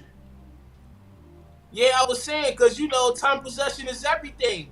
Because not only we rest our defense, we wear theirs down. And that really is the key, is wearing down your opponent's defensive side of the ball. Not your, no. Come on. Washington got 44 rushing attempts. Oh. Boss, didn't I say today? Didn't I say today when we going to have a 40 rush game? Didn't I say that? You did. So did. Y'all better listen to these boys over here at Washington knows that Philly's run defense is pretty suspect. See, I gotta say this with pride. This is why Boss Cowboy is so cold. I want y'all to understand. I talked to Amp. I talked to Coach Marv. I talked to Keystone. This is why. When I tell you, we keep each other tight. This is a fact. This is why y'all need to follow us over here, bro. We don't be playing no games over here, bro. We don't play no games. Hold on real quick, Coach. Let me take the super chat real quick. He said, watched coordinator interviews today. Not one reporter pressed Kellen Moore on not running the rock. Bro, exactly, dog. And he had the shortest interview out of everybody. How the hell your special teams coach have a longer interview than your offensive coordinator? That's right. Hey, y'all want to help the running game, right? I'm gonna give you this analogy, boss, about how to help the running game, what time possession does, and when you make teams play your style. Let's go to basketball. Let's say if you got a power center, you say you got Shaquille O'Neal, and I ain't got nobody inside the handle shield Shaquille O'Neal. That's like in the football, like running the ball because we pound them inside. What I'm gonna do? I'm gonna speed the pace up so I can get him out of that type of game. So if we possess the ball, we're going to take you out of the game of trying to be patient. Yep. That's how you help your defense stop the running game, because you don't allow teams to chop at take the axe out of their hand so they can keep chopping at the tree. You make them play your game. You make them play left-handed, and you make your defense better. They say Ridgeway balling. Let me get back to this content, y'all. Appreciate that, Pastor Taff, for the super chat. Yeah, we should have kept Ridgeway. Check this out, y'all, because I want to get to this. This is good stuff, y'all, man. I love this, man. This is good, man. Like, shout out to G-Bag Nation. They did their thing today. Listen, though. it ain't going to work if you're And throwing the ball so much. McCarthy might be onto something with this option route deal with the receivers. Huh? Might be. Wait, y'all, wait, huh? Y'all know I got to give effects to this. What? What? Y'all know I got to be dramatic with this. Listen, y'all. Damn that. Might be onto something with this option route deal with the receivers. It might just be where we need to take that out. And pressure. This is what we need on the radio right now. This is what we need. This is what we need, y'all. This is what we need. And we just don't even need the second guessing for the receiver and the quarterback. You're talking about the option where the receiver can decide to go to one spot or another, not an RPO or anything like that. He's not a big fan about that. Even he said that in a press conference one time. Well, wait! See, this is the problem. And this is what I've been waiting to get to. He just talked about Mike McCarthy not being a fan. I'm going to ask this question. Because this is Mike McCarthy talking about option routes from about a month ago. Listen. A lot of great questions today, but this is my favorite. So we get to talk a little ball here. But no, I've never been a big option route thrower. Whoa! Your concept in the past. The media is so stupid that day. They pissed me off. Technology. I can't get enough of it. We got McCarthy in stereo. Yeah, it's a little weird hearing your voice. But I love that part. See, Mike McCarthy will check you so smooth. He'll check you smooth. Boy, he is the best checker. That dude said, it's interesting hearing your voice. Well, we just got lost. Oh, they just Hold lost. that L. Hold that L. Hold on real quick. We got us a super chat. Let me take this super chat real quick.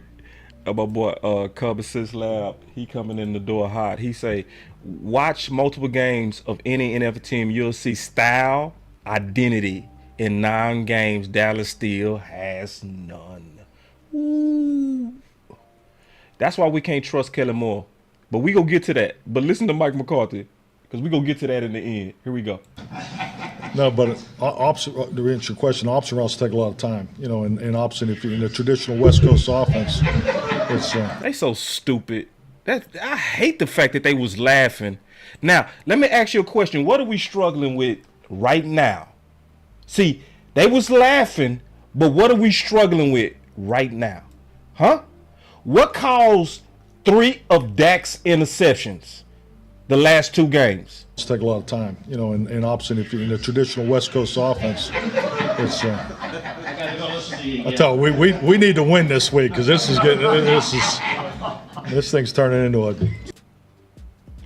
My boy, we got us another super chat, real quick. He said, my boy, Spot, can you save me? He said, damn, boss, I was the one who called you about the option routes last night, and now 105.3 is saying they need to take them out. Come on, man. Exactly, bro.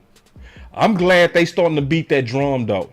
Because, see, that's why I asked the question, who was at fault? Dak, CeeDee Lamb, or Kellen Moore? See, that's why y'all in the right place, because I got the answer today. Listen. Zoo in here, but yeah. But option routes, so they take a lot of time, Mike. Yeah, no, definitely. I mean, if you're going to run option routes, you need to live in that world. That's been my experience. You can't dabble on it. You know, option routes are really not part of the old traditional West Coast offense. I've had quarterbacks in the past that didn't really like them, and it's really about the connection that they have with the receiver. Yep. I've been in systems where only certain guys run them. You know, this is the most aggressive system that I've been in as far as many people that do run the option routes, and so I think you see our commitment to practice. We practice them.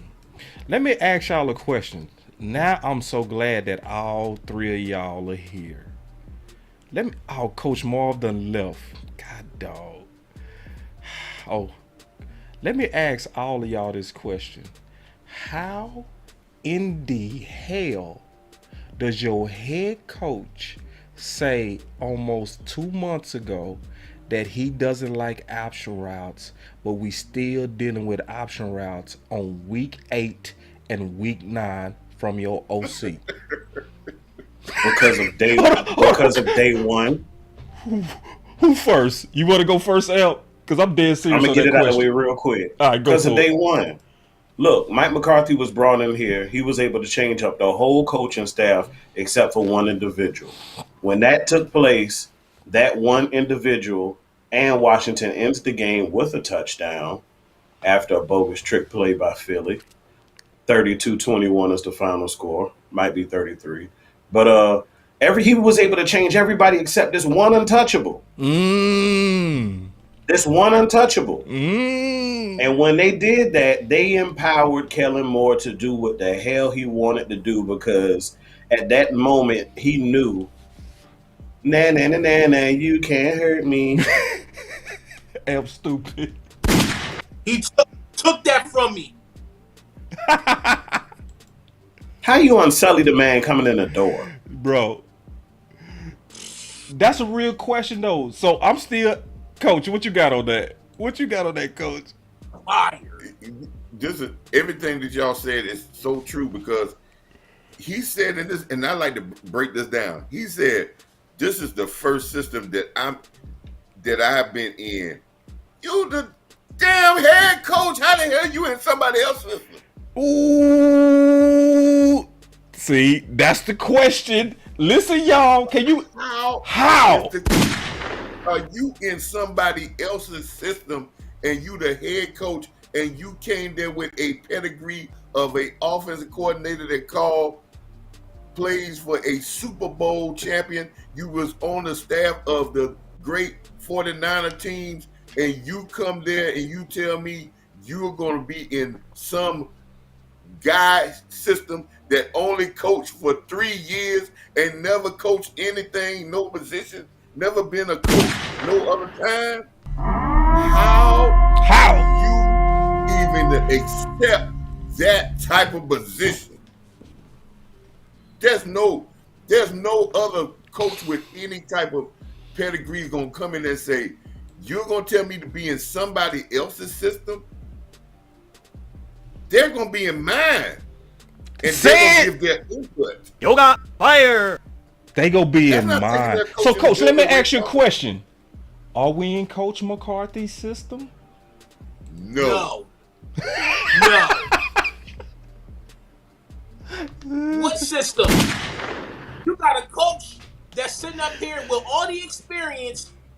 The key was to bring him there for you to learn as much as you can, knowing that they're supposed to be promising you a head coach position that kept you out of your alma mater. So stop that. Stop acting like you know what's going on when you don't know nothing. You're still in training after 4 freaking years. Take the experience and run with. Why are you fighting Give you another bite. It makes no sense. Keystone, I'm gonna give you another bite. Amp, I'm gonna give you another bite. Boss, I'm gonna give you another bite. And this offensive system don't fit your defensive coordinator. The Seattle system fits your defensive coordinator, time possession, and run the ball. That would make the Legion of Boom. Thank you. Say it again, boss. Finish him. That's what made the Legion Boom. They played less plays and they got after people. They wasn't no big defense, but they played less plays. They made people play into their hands and they dominated. That's the system the coordinator won. And he don't even have enough power to stop it. See, only here are you gonna hear it like that. Real talk. Real talk. Like, listen, y'all. We broke this thing all the way down today. See, if you really pay attention, some of y'all came in here blaming Dak. Some of y'all came in here blaming CD Lamb. The whole time it's been Kellen Moore. So I put it like this.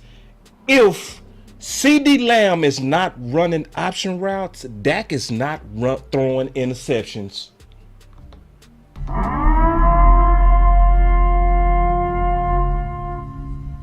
Woo!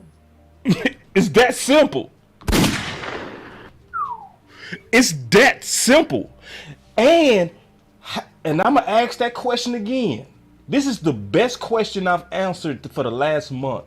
How in the hell are we running option routes when your own head coach said he don't like it? I never understand. That's He got that Steve unbelievable Jones to me. syndrome. That's unbelievable to me. Bruh. That is the most asinine thing I've ever heard a coach say. That I don't like this, but we do it anyway. We doing it anyway. And it just caused us 3 interceptions and we still doing it. The only thing is this. The best thing is we finally starting to get heat on it. This the best thing going on right now is you finally starting to hear from the media. And so listen, y'all, I got some more. Can y'all handle it or y'all getting past y'all curfew? Yeah, I can handle it. We blame Cooper too, and Cooper been talking about this since last year. Yep, we sure did blame Cooper. You know what's funny though, boss? Some people might not look at maybe this is the only thing that Kellen know, because we know he can't adjust. He don't know nothing about coaching. He hadn't coached long enough to know anything about coaching. Yeah, I know they lost. Listen, thank you. Yeah, Appreciate he it, don't know Cool. anything about coaching. He don't understand that you have to cut your teeth. And it goes back to what I said a long time. You can't skip steps. Yep. Hey, y'all, forget Philly, man. We ain't worried about no Philly. I ain't even shocked that they lost. I told them they was gonna lose against Washington. I told him, if you remember me battling all in Washington, them Philly dudes, I told you, I said, man, y'all better shut up. Y'all gonna mess around and lose against Washington, because I know our division. Nobody eat each other better than our division. Nobody. We the best at eating each other. We the best. I ain't worried about. What's up, West Coast? We got West Coast in the building. West Coast, man. I might finna call Mr. West Coast, man. I might have to call you at the end of the show because this show gonna go long if I call West Coast. But I'm gonna call you though. Pick up too, dog. Pick up. When I call you, pick up, big homie. We got to get West Coast in here. All right, here we go. Big homie, baby, salute. All right. All right, here we go. Yeah, my boy said, I remember. Yeah, I'm going to call you, Wes. Let me get through this content, bro, because I got a little bit more to go. I'm going to call you. I promise I was going to call Wes today because Wes had a damn good show today. I'm going to say that again. Bruh. That boy West Coast today, that boy let it finish him all out. Man, that boy show was fire. Yeah. Let me get this boy some yoga fire. Say, man, that boy West Coast was in his bag today. Lame. Shoot. All right, here we go. Let's get back to this. Used to say he brought that wood. Yeah, no, he did. Today, I called him too. I was like, Wes, bro, today, super in your bag. Now, here we go. Here we go.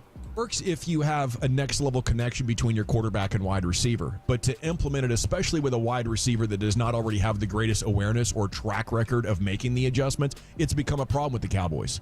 Maybe at some point you can have a wide receiver that Dak's just vibing with. Maybe Gallup's that guy, so maybe option routes with Gallup work better. But with CD Lamb, it's getting you bit big time. Yeah, it is frustrating though because it puts a cap on really the ceiling of what your passing game could be. If you have that next level connection with your quarterback, your play caller, your pass catchers, now things are happening that are on the fly, and it's a very difficult thing to do. I mean, to be running full speed on a route and have to judge the positioning of you're judging the defender, coverage. Listen. right? And in real time make that split-second decision. But I and you got to make sure you're seeing the same thing that the quarterback sees. Yeah. So there's a lot that has to go right there. A lot that has to. You need years of experience. That it's not necessarily always working out for the Cowboys. They corrected it in overtime, and good for CD and Dak there. They hit on that play, but now we're talking back-to-back games, critical interceptions, and that one really killed you yesterday. Yeah, I would love to know how many teams are consistently running the option routes, what type of quarterbacks and wide receivers and play callers do. Just listen to Mike McCarthy. He said it don't happen on the level he's seeing with Kellen. He already answered that question. So check this out. So this is what I'm gonna say about Odell Beckham. I am officially out on Odell Beckham. Officially. Yoga fire. Officially out. Count me out. I'm not for it. Bring him in for what? Amari. I'm gonna tell you why. You cannot tempt a dumb dog. You cannot tempt this dog threw it 46 times without Beckham. So the first thing I want to say is, Coach Marv, I apologize.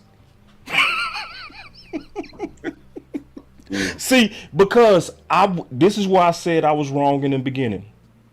I thought because Stephen Jones and Jerry Jones was putting pressure to run the ball, I thought that was going to keep that dog in check. But you can't wait. You can't watch what just happened versus Green Bay and trust this untrainable dog with temptation. You just can't. Listen, I'd rather have less and run the ball than more with Kellen Moore. Because see, a good OC could rock with Odell Beckham. But see, we don't have that, y'all. I'm just keeping it real. Nope. We don't have that. Yeah, and I was wrong. And I will say it. I was wrong. We will be a fool with what we saw him do Sunday to trust him with Odell Beckham. See, this is why I'm telling y'all, us losing was the best thing versus Green Bay. It was the best thing. Can I say this, boss? Yeah. And I'm going to go back to what we've been talking about all the time. Option rights cut down your creativity of as a receiver. And Odell Beckham's strength is creativity. Facts. And as a coach, you supposed to cater to the creativity of the skill sets of your players. So if you're trying to make your players play option routes and that's not their skill set, that's your dumbness as a coach. And know why you use option routes more? You use option route when you less talented, like when you as at Boise State. And you trying to trick guys, but when you got dogs in the NFL, you don't have to do all that thinking. You let them be dogs. And I want y'all to realize that's how bad Kellen Moore is. Kellen Moore is so bad that we got to realistically say no to what could improve our team. You better not bring Odell Beckham into no option route system. He gonna be so goddamn frustrated. He'll tear the whole framework of this team. So he's right. He ain't gonna be Amari Cooper and say it and with a smile and be dignified of how he say it. You don't bring He a 2.0 on the sidelines. Yeah, he too alpha. He too alpha for option routes. Yes, he is. Too alpha. If we really had paid attention, I know a lot of the speculation might have been because of the whole COVID shot and all of this other mess and speaking out, but also too, Amari Cooper was a creative route runner, and that was not going to work this year with option routes, period. So also, I saw that super chat talking about a competent OC. See, a competent OC takes a look at his team and looks at their struggles and decides halfway through the season, you know what? I want to commit more to running the ball. And then Philly makes the playoffs last year. Yep. See, our OC looks at it, we're successful with it, and the first chance he gets, he's on the first thing smoking out of run the damn ball land. Facts. That's the problem. That's the difference between a real OC and a play OC, a fraudulent OC. Facts. That's not what the OC calls. The OC calls a responsible play caller. Nah, he ain't gonna be responsible, bro. And I say this right quick, Dan. I'm going to say something, Dan. And I'm going to say this, boss, and I'm going to say this to you, Keystone. Let's stop sugarcoating it. Mm-hmm. The only reason Amari Cooper is not here is not because of no COVID, not because of no money, is because he was starting a revolt in that locker room on this BS offense and the BS of this offensive coordinator, and they got rid of the clubhouse lawyer because they felt that his words was going to penetrate this team and turn everybody against Kellen Moore. If your head coach can't do that, that's the only reason Amari Cooper is not here. This ain't got nothing to do about it. They chose Kellen Moore over Amari Cooper. And listen, y'all. That's plain and simple.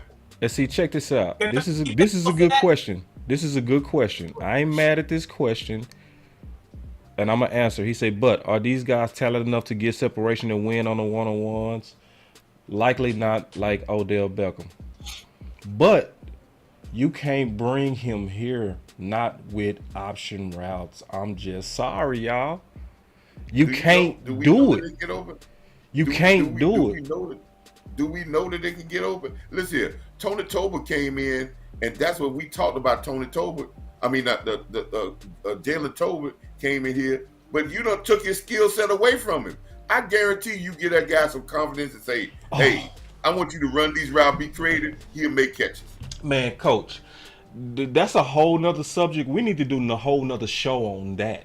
See, what you just talking about is, this is the other part about the option routes that we got to say, and let's say it frank. Let me tell you how bad these option routes are. We are in year, 3 of CD Lamb? Right. Is this year 3? Mm-hmm. And he's still struggling? He's still struggling with this system? Still struggling. This year 3. Yep. So you expect Tolbert, a rookie, to know how to read a defense while running into it full speed? Mm-hmm. He's struggling. Why is Lamb struggling? Because he don't believe in it. And I told you this before. If they don't believe in what you're calling, I said this last year, boss. If the offense don't believe in what you're doing to revolt, to make their talent better, they're gonna shut down, and then after a while it's gonna get to the point it don't make nothing. Whatever you do, it ain't gonna work. It's got to be bought in. If you're not bought in, you're not gonna learn it. And if your head man, boss, didn't I say that today, boss? Didn't I say he running the risk of losing his team? Yep. I said, Coach Bob, I told Boss that today. I said he's running the risk of losing this team. He ain't lost them yet, but you continue to do what you're doing, and you're gonna lead them down a hole, and there's gonna be a point of no return. Facts. And the season is gonna be all for nothing. This is exactly This is what's going on with Kellen Moore right here, y'all.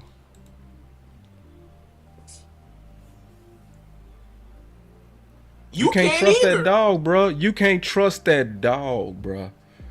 And listen, what the super chat is fired from Dwayne. Dwayne, boy, I always like talking to you, bro.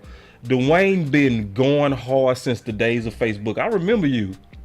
I remember Dwayne Morris. I ain't gonna never forget that name. You know, boys who know football. These option routes could be stunning the growth of our young wide receivers. It's already doing it. Look what it's doing to Jalen. It's already doing it. It's already doing it. Look at Turpin. You can't utilize him, but still. Right. Because guess what? On the flip side yesterday, look at Watson. He ain't running no option routes, and he torched us every time he got a chance to. Ooh, because he's able to just run freely. He ain't got to think about his next move. Look at this comment. Look, this is why I love y'all, bro. We got the smartest fans in the world. Let's see. Shannon Sharp go hard, too. Shannon, look what Shannon said. Boss, the Cowboys are all in on Kelly's system so much that they would bench their 3rd-round pick in favor of his system. Ooh. But you know who can stop That's it? That's a fire comment, but it hurts, too. Who can stop it, though? That's why I said, let me tell you who can stop it. Know who can stop it? Know who we got to get not to believe in it? It's not Jerry Jones. Thank you. Just like Aaron Rodgers got his coordinator, his head coach in check, yesterday, right? With a few choice of words. That don't mean they ain't friends. That don't mean they ain't working together. Sometimes you gotta have some conflict there. Uncle Charles in the building. Uncle Charles goes so hard. Uncle Charles worldwide. Great What's up, teammates, great relationships. Sometimes have conflicts. That don't mean some of your better players or your coaches. That don't mean we ain't working together. But sometimes we're gonna have conflict. I done had some coaches tell me, "Hey, coach, that ain't." And listen, we might have had some conflict, but I understand it in the heat of the battle, and sometimes you need to be checked. Yeah. But you know some Coach Marv? Politics don't like a backbone. Can't train that dog. Old stupid dog. Can't train that old dumb dog. Can I ask y'all a question?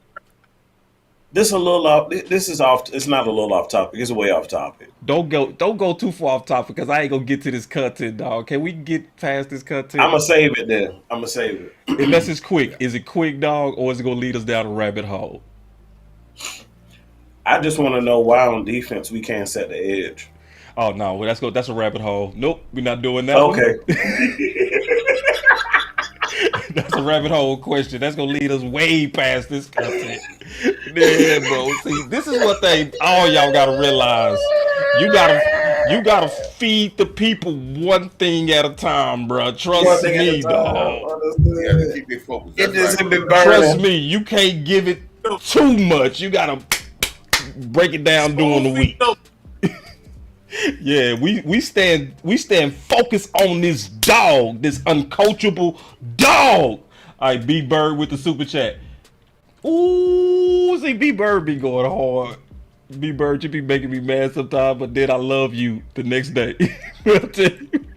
My boy B Bird, he say Kellen is third most powerful person in the org. Ooh, B Bird go hard. And you know why they aren't afraid to bench a third round pick either? Because in their mind they thinking, oh well, we'll just get Will McClay to go get somebody next year. Ooh, this is a good one. Dwayne Morris said not only Dak but Zach Martin too, because Kellen is wasting his team's talent. Now we are getting pushback from Zach, Mr. Morris. We getting pushback on that play calling from Zach. Let me get back to this content, bro. I ain't gonna do this no more with y'all. Ain't no way I'm gonna have all of y'all in here while I got all this stuff prepared. Get in there, man. Go ahead. Knock it out, dog. This would have been an hour show. They done turned it to a marathon, but I'm cool with it. But you, yeah, man, you dropping you untying some whole things, a lot of the deep dark secrets of how what we need to do to win big games. This is what we do to win big games. This is what we need, like straight up, bro. Like, coach, that's facts. And we cannot trust that dog. See, we gonna get to the solution in a minute. Let me just get through this content, and then we go back to how to fix this dog. Because we ain't gonna never talk about problems. That's one thing me and my boy West Coast used to always say. I ain't never forget it. We always said this in private. Never be a page that's focused on problems to where you don't present solutions, or you just a bitching channel. And we ain't no bitching channel, bro. We not gonna sit here and bitch and moan without saying, how do you fix this? You know what I'm saying? But sometimes you gotta show the problem, then present the solution.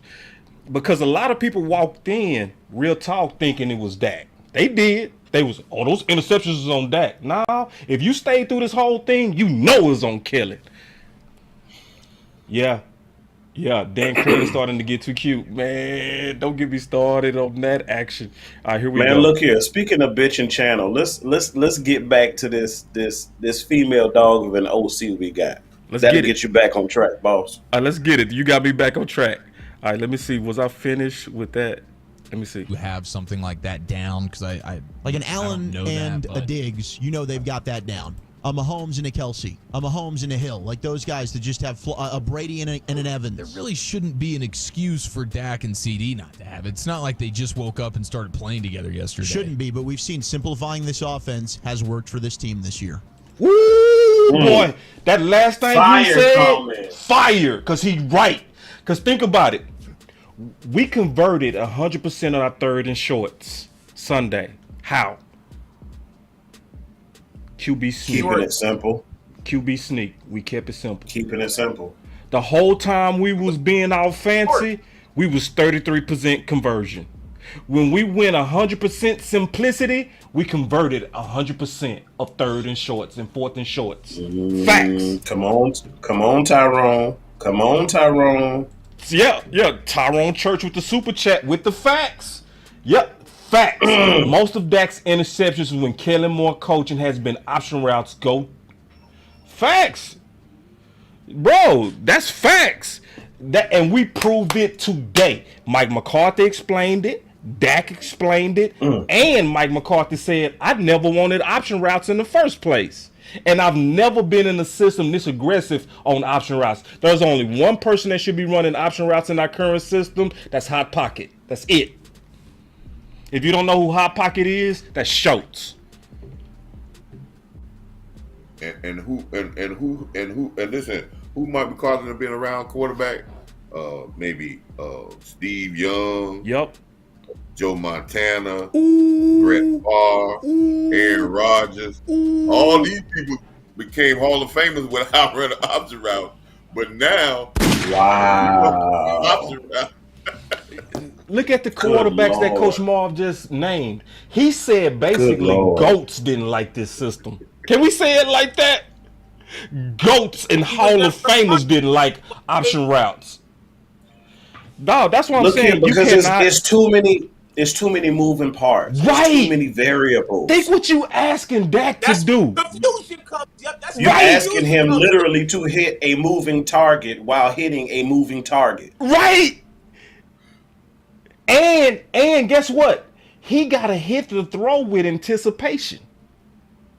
And then, so that means he gotta let the ball go early, not even knowing if you gonna make your break or not. We've seen Dak at his best, right? Where he just slinging it, he in the groove. Yep. He moving. You know what I'm saying? He dropping it into the bread basket, getting receivers right there in the sweet spot. And we've seen some times when he ain't so pretty. Yep.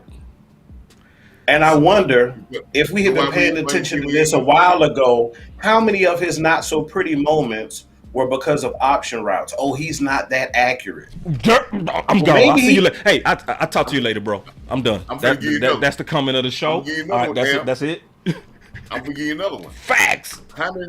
Remember what Parker said in his thing? Said the reason I don't like option routes because they take too long. Yep. I guarantee you, all the sacks we got with Dak Prescott this year is because we run an option route and they took long. We ain't never had nobody beat out off his line right off the rip. That's why we talking about he's holding football because McCarthy just told he patting because he's patting the ball because he's waiting on the receiver to read and react. Then he can react. Hold on, y'all. You could always tell when somebody come in late.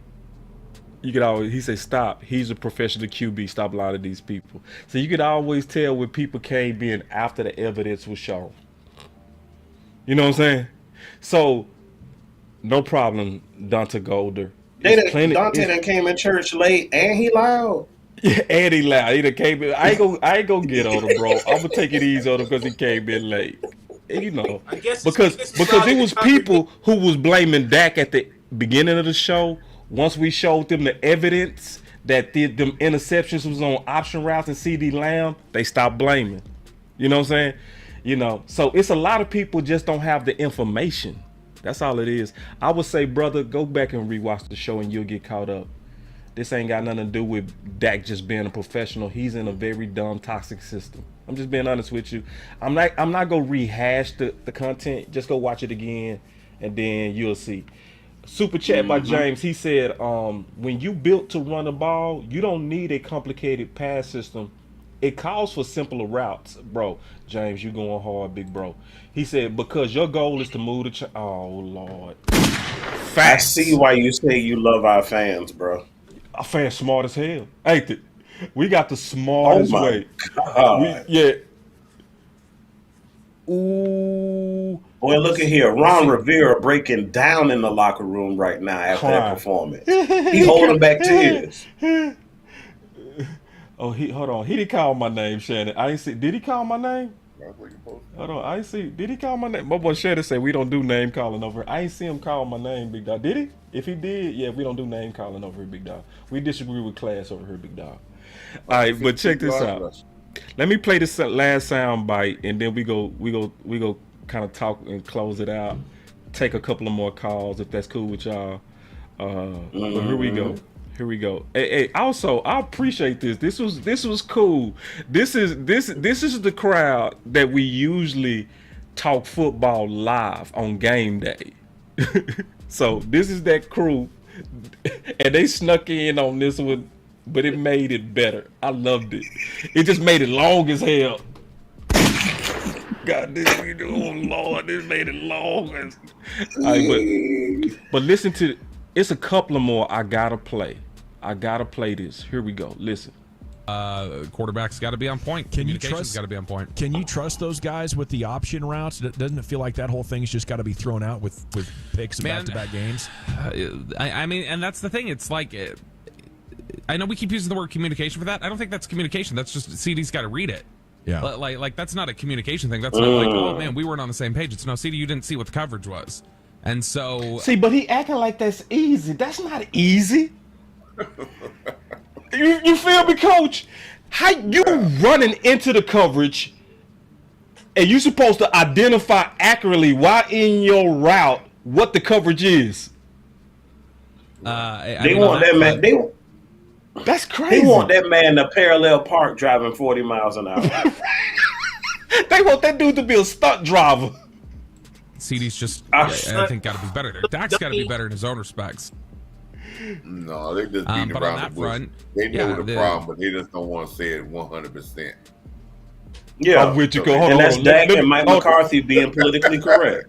Fact. Hold on, let me finish this because I already know once y'all get going, we ain't gonna get through it. But let me finish this. Here we go. You know, he needs to be better on seeing that, and Mike McCarthy talked about that during the press conference today. But you know, I think that. Look, every team runs option routes. There's certain receivers that it's not their forte. For instance, you know, for several years, Dez didn't run a lot of option routes. His routes were kind of, you know, just what they were, and there wasn't a lot of you know, reading and decision making to be done there. But I mean, the concepts we're talking about here, these basically, you know, cover two single high beaters are pretty simple reads. And so it's a little frustrating, I think, for people when they, you know, for the team when they see the mismatch there that the receiver and the quarterback aren't on the same page. What about this defense, Bob? Has the league figured out what to do? Bro.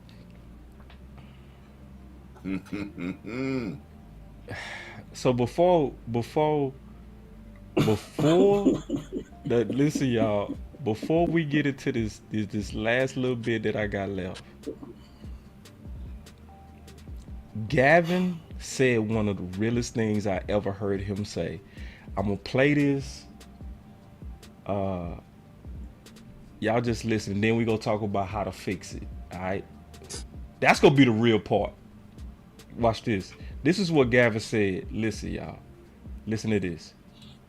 At least the Tolos aren't in denial about how bad this run defense is anymore. You know, after the Chicago game, I said, listen, this is a problem. This is going to be the reason you lose in the playoffs. And everybody jumped down my throat like, how dare you say that? It's just how they get it done. You can't hate on them for the style of their defense. And I'm like, man, I'm trying to send a message to the Jones family. You guys are enabling the Joneses whenever you do that. Whenever you jump down my throat, I'm trying to tell them, build a team. Ooh, he say y'all enabling the Joneses. That has a advantage against everybody you'll face in the playoffs, not a team hoping to figure out a way to get it done in the fourth quarter. And they don't want to do it 2 years in a row now. They're like, oh no, we're good. We're going to make the playoffs. They're just building teams to make the playoffs to get us excited. Okay. So when we have a playoff team with a major flaw before the trade deadline and like, hello, we got to fix this. The Joneses gauge how the public reacts. The Joneses gauge how the public reacts, okay? They know the vibe had gotten to the point that the fans are convinced you guys aren't going to do anything, right? We have to use that as a weapon. He basically saying his own way, your voice matter. We have to use your disinterest as a weapon against them. You have to say cynical and skeptical, and don't shoot the messenger, because at the same time, we're being objective. This is what I was trying to talk about last week. Soccer mom about the way that you're. That dude said, "Don't be a soccer mom." We're being objective. Don't hold on, coach. Real quick. I'm almost finished. Be a soccer mom about the way that you're rooting for your professional sports team, because the owners are paying attention. And if you will take anything and everything as far as BS they can dish out and still cape for them, cape for them? Ooh, because the owners are what? Back that up a couple seconds. I'm gonna back it up. Here we go. Soccer mom about the way that you're rooting for your professional sports team, because the owners are paying attention. And if you will take anything and everything as far as BS they can dish out and still cape for them, still make excuses for them, they do notice that. Okay? Ooh. He basically saying he noticed when we've been a sucker fan base. Ooh. He basically said they can tell when we buying they BS. Ooh. So I want to say this, and I'm gonna just keep it real. All right, some people still don't understand what we do over here at Boss Cowboy Sports. They still don't get it. So let's get to solutions, because that's what this is about. But see, boss, before we get to solutions, I have to say this, because I want people to understand the type of work that you do, the hours that you stay up, breaking down film, constructing these shows, coming up with strategies and ways that we can be successful in spite of. When we've done these watch shows this year and toward the end, and we make our comments objectively the way you just heard, we have been criticized because we aren't rah, it's okay, we'll be all right. That's the problem. Because when you do that, you continue to empower the Joneses, like he said. Yeah. When you talk about let me say this about the Joneses, right? And I got shanked with a butter knife all last week when I was trying to go on everybody's show. Yeah, you did. Diffuse all this talk about Odell Beckham. You did. You did. You took some shots. Because when the fan base kept pushing, you are giving the wrong impression to the Joneses, of thinking that that's what we want, and they gave us exactly what we asked for: a 46 pass attempt game on Sunday. Because that's what we were asking for. We receive. We got to pass. We got to score, and that's what they gave. Mm-hmm. That's what you asked for. And I've been trying to diffuse that, because I know that they react to whatever the media, because they want to give you what you want. Yep. That's what they gonna do. Yep. If that's what you clamoring about, they gonna give it to you, and then they gonna say, "Yeah, we can still improve with it with Odell Beckham." No. And that's not the answer. Football. No, Odell is not the answer. Sorry. That's not the solution. If we had a different, DP Johnson, DP. Listen, y'all gotta get to know this dude right here, man. This dude, DP Johnson, DP. I posted your stuff on Twitter today. It lit up. Your comment today on Kellen Moore. Let me go read what he said on Kellen Moore. Boy, that boy DP went fed. That boy felt on real quick. Let me go to DP, dog, because that boy DP lit my Twitter up, and I knew it was too. Boy, I'm talking about the people still sharing it. Let me read this from DP. I'm glad y'all hanging in here with me too, man. Check this out. This is what DP said, bro. DP, hold on real quick. DP said, you can't be a great coach when you refuse to play to the strength of your team in favor of your imagination. Correct. Oh my God. Just the start of it is so good. God dog, man, that boy wrote that like he was Socrates. Then saying it too, but in different perspectives. Oh man, well, he started this thing on. Alright, this is what DP said. Now listen, whenever DP write, read it. DP goes hard in the chat. He be writing the most thoughtful stuff. Yo, check this out. He said, how does the organization spend 2 weeks talking about needing help at wide receiver, and you come out and throw it over 40 times? I said that. He said, when we are up 14 points, Dak throwing should only be on third down, especially when we eating on the ground. Kellen needs to go. Not only does he get pass happy, obviously I underline that, but he wants to do it with tempo so he can hurry up and put the D back on the field. And we started to show off with that. Like, who's to blame? Offense or defense? Then we showed the tempo. We showed how they kept putting that defense out there because he was going high tempo and he was going 3 and out and high tempo. Wearing out his own defense. Boy, this is just fire. And then he said this, Mike McCarthy needs to go ham, I agree on everything, and on Kellen Moore doing film and make it clear this is a run-first offense and a defense-led team. Kellen needs to know to get behind it or get out. We got us another super chat. He said, that's why I asked for T.Y. Hilton, because he knows how to run option routes. That ain't bad, bro. But I don't trust Kellen with no new weapons, to be honest. It's sad that I'd rather take less, just to be honest. You know what I'm saying? No new friends. It's sad. And y'all know I was beating the drum on Odell Beckham, but not after Sunday. Not after Sunday. It's like, nah, I'll be a fool to trust this drunk dog. I wouldn't even trust him from the start with. I know you would, Coach, because that's Kellen Moore right there with his pass. Because that's who. Listen here. Who you think in the organization that's asking for another receiver? Mike McCarthy ain't never said about we need another receiver. I guarantee you, it's the Trojan horse is talking about we need another receiver. OC, come on up in here, dog. The OC talking about don't let me come up, man. OC, bring your butt up in here, dog. Bring your butt up in here, because we finna get to solutions anyway. Come on in, dog. We finna get to solutions. All right. So here we go. Solution time. Solution time. The first solution, in my opinion,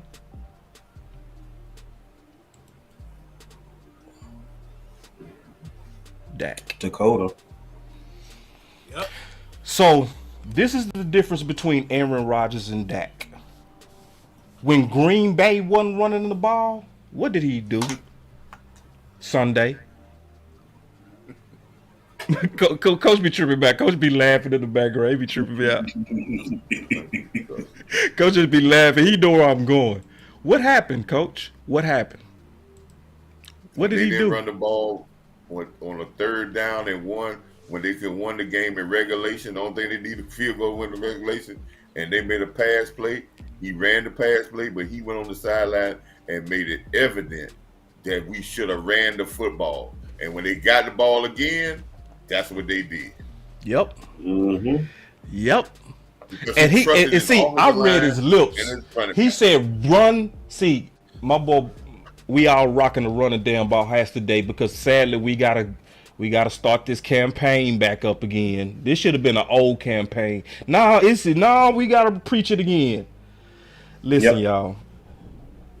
He didn't say run the damn ball. He said run the effing ball. Go read his lips. He ain't say go run the damn ball. He said, and he was talking to his head coach. He said, now, this is somebody who you can easily argue is the GOAT of arm talent. And he said, why are you using my arm? Run the ball.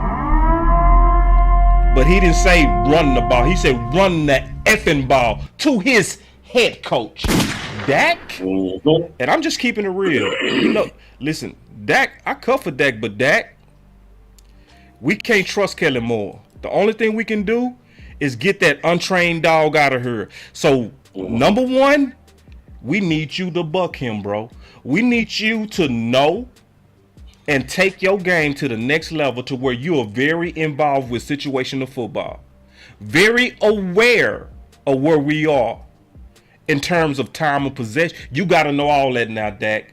You got to. I'm sorry. I know it's putting a lot on your plate, but hey, this is a contending team, and we can't lose it to no OC who really trying to get a job off the Dallas Cowboys. And yes, I said it.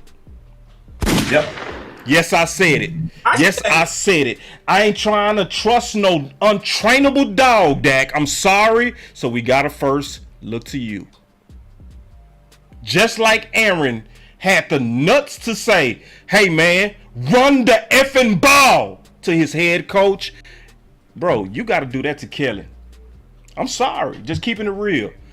Because Aaron Rodgers know what running backs he got. He got 2 great running backs. Yep. And just like we got 2 great running backs. Second. And they don't. Yeah. Go ahead, coach. No, go ahead. Go ahead. I thought you was finished. You know he got 2 great running backs, and he leaned on those running backs, and he said, let me just make a big play here and there, but I'm going to control the game with Dylan and the other running back. And ain't nobody having no questions about who should start and who get more carries. These guys work as tandem, and that's what they do. Man, we got us a 5 super chat. Hold on, we got us a 5 super chat. And I like this one. This is a good one, Sin City. Boy, that boy Sin City coming in with that 5. He said Malik Davis is good enough third back to get his running game to the top. I honestly believe our OC is only for college level. Yeah. Perfect super chat. My second That's what you should have developed this game. My second solution, y'all. I can't wait to hear y'all talk about this.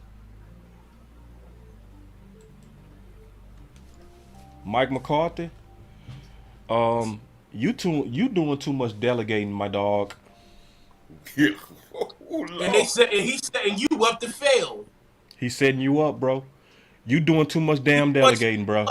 I ain't hearing that shit no more. I'm sorry.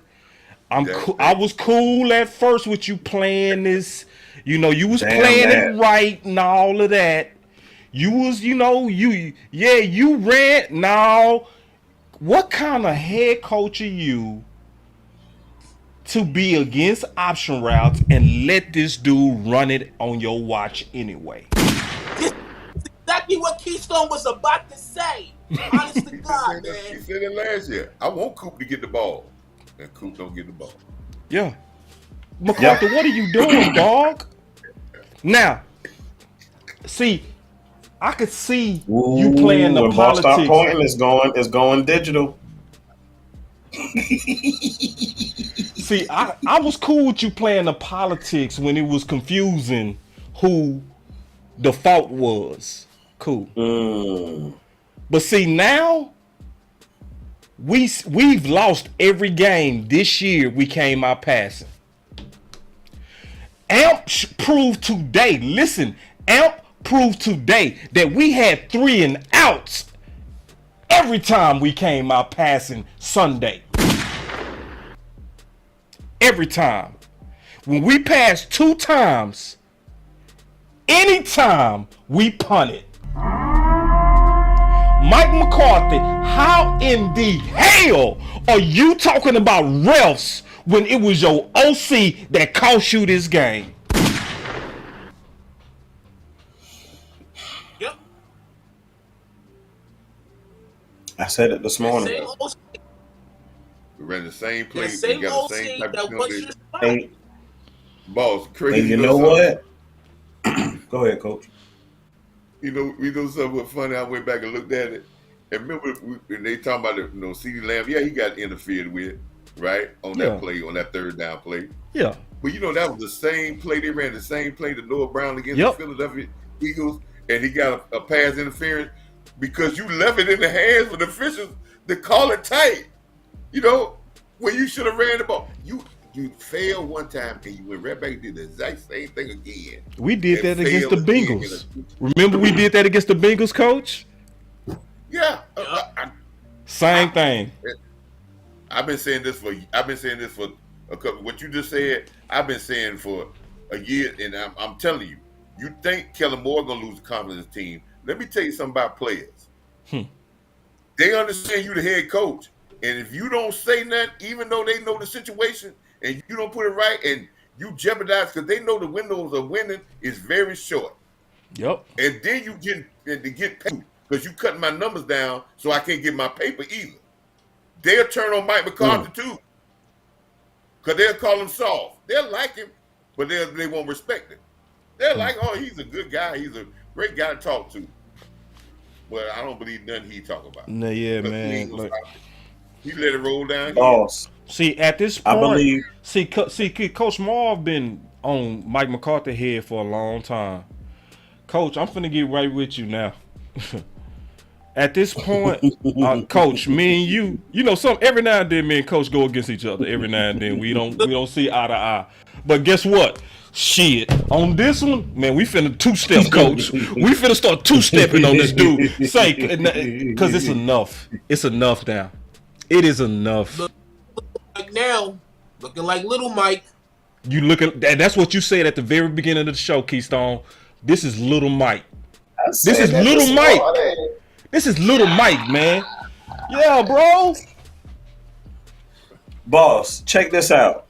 We gave Kellen Moore too much credit earlier because we said, you know, he wants the credit. He's auditioning for a job, etc., whatever. We totally missed his point, boss. What's that, homie? See, we were looking at it as Kellen Moore against Mike McCarthy, right? And you even mentioned this too when you were talking about, you know, him being a family man and he's being selfish and he's married, living single, right? In the beginning of this season, in the off season, we heard so many rave reviews about Dan Quinn. Oh man, Dan Quinn, he's getting in there. He put pads on. You know, he's got his hat on backwards. He's talking to the guys. He's got them fired up. He's got them playing inspired summer football, etc., whatever. We heard all of that. Mike was the only one getting the praise this preseason. Let's just say today the Cowboys fired Mike McCarthy, right? We have all said amongst ourselves that Dan Quinn would be a pretty solid candidate. He's got prior head coaching experience and he has a good pulse. And he took a defense and brought it from the damn grave. Let's just be completely honest. Yeah. Because they balled out of their minds last year, something that we didn't even see coming, right? Yep. So Kellen Moore, when he's up by 14 points, says, look, I'm going to hurry up and get up off this field. We got a lead. I did my – see, that's one of those people I hate working with. I did my job. I did my part. I ain't helping nobody else. I'm only doing such and such amount of work.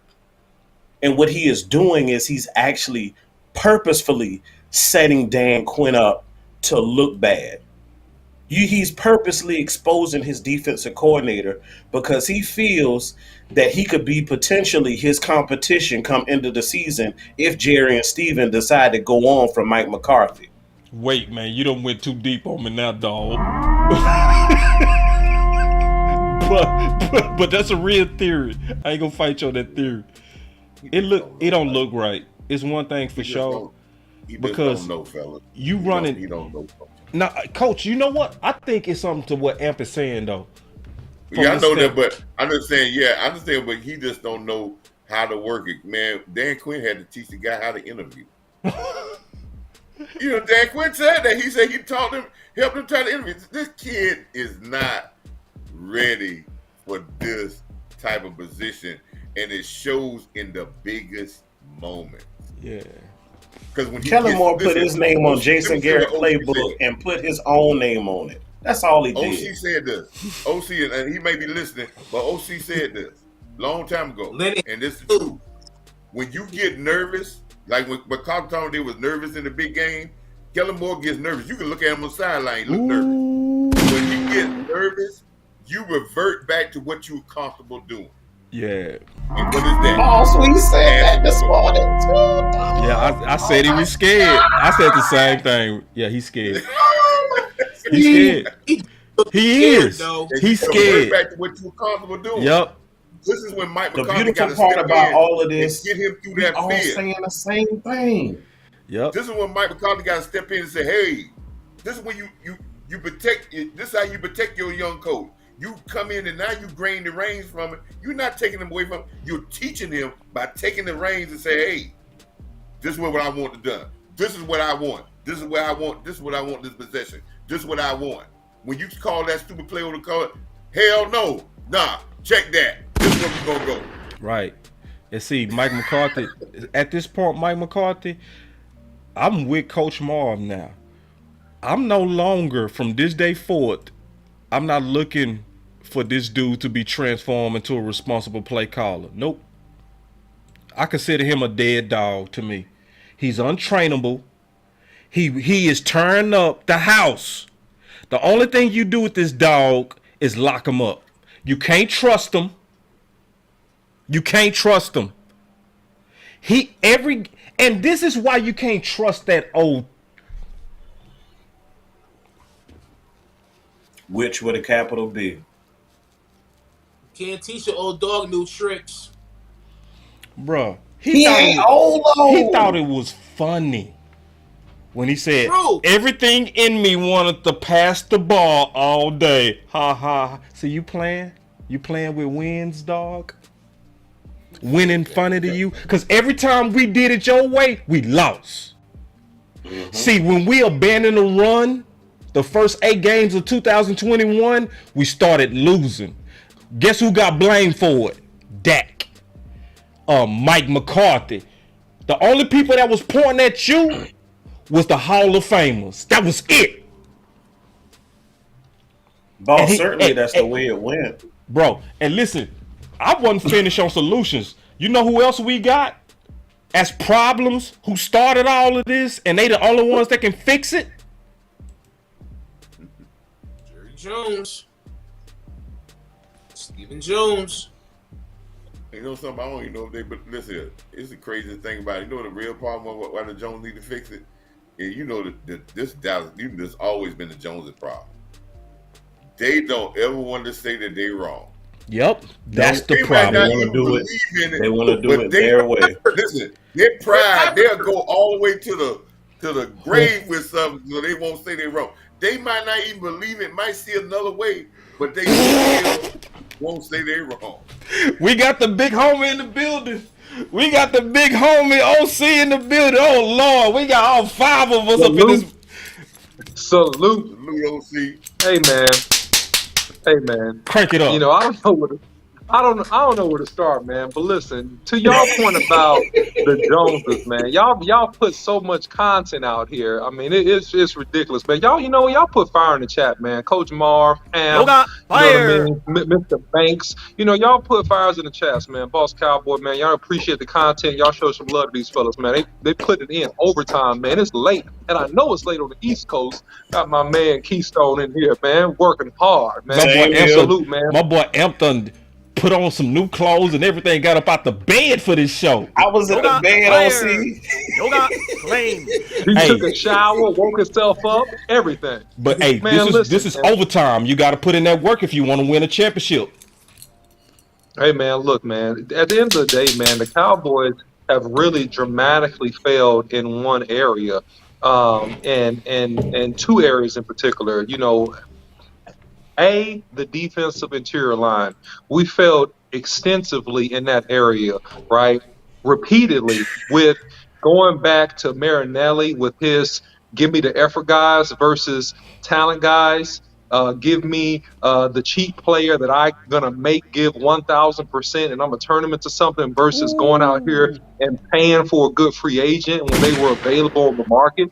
Are either drafting a good defensive tackle high. This has been like an epidemic. This has been the Cowboy way. To save a bunch of money, getting underachieving defensive tackles, even going back to Crawford, who somehow got a $45 million contract and stayed around here for years, man, averaging 0.3 sacks a year, man, like 0.3, not even half a sack, like 0.3 sacks a year. So, we got this and on we go, man. And then number 2, It's the trust issues. It is the trust issues of the Jones family.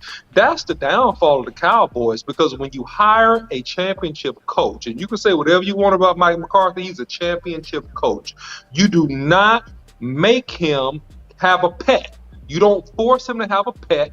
You don't force him to do something that he really didn't want to do. But you know what? Hey, I'll take the bag. I ain't no fool. I'll take the 25 mil. I'll take it. Okay, fine. I'll suck it up and deal with Kellen Moore. But you know what? The real deal is that that's not going to produce a championship until Kellen Moore is out of here, and Mike McCarthy has the reins to put his people in place or make the play calls himself. The Cowboys are going to come up short.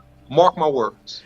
Yeah, because you either got to tie this dude's hands, you either got to tie this dude's hands, or he go sabotage us. I'm telling y'all right now. I'm not gonna lie to y'all. You got to tie his hand, but still, yeah, I'm gonna say this, man, and I really mean this. Yes, he took the bag, but there's not too many guys that has the pedigree and the championship resume that Mike McCarthy got that even going to take that job with this type of situation. That shows that. And you know something? And once he got the job, the bag of 25 is his. Coach. So they fire me, I'm still going to get my bag. Coach. I ain't going to sit here and let it go crash and burn. Coach, before you finish your point, I gotta hit the OC button for this. This ain't gonna be the prettiest, but I gotta hit it. The OC. There's no emotions, no friends. I gotta hit no that loyalty. Button, bro. God no. Straight business. Put hashtag straight business in the chat. I'm gonna hit you with another one, OC. Hold on. The OC. Hit you with 2 buttons. No emotions, no friends. With a new beat. No loyalty. God dog it. We got. I might hit you with one more button with a whole nother beat to it. Let's go. OC. There's no emotions, no friends. I got 3 beats for the OC the way he came up in here, man. We got 3 straight businesses, man. Let's go. Straight business in the chat. All right, let's go, Coach. Yeah, I just, it's Beautiful. time. Boss has said it. I've been saying it for a long time. It's either you gonna get down Mike McCarthy, yep, or you gonna lay down. Yep. At this point, Listen, there's no end possibility, because let me tell you something. Once you on Dallas stage, you get fired. The history says you ain't gonna get no more jobs. So the history says you gonna make it work with all this talent you got, right? And say, hey, fire me in mid-season. If he go roll right now, what the Cowboys gonna fire him in mid-season? And you winning? No, they ain't gonna fire him. They ain't gonna even go that far. So you gonna have to get in that meeting room. This is a solution. We're gonna get in the meeting room, and we're gonna get my head coach and my 2 deep offensive coordinators and defensive coordinator, and we're gonna watch this game, and we're not worried about players. We're gonna watch Evan flow, how games went, things that we did wrong, things that I didn't like, and we're gonna get this flow together.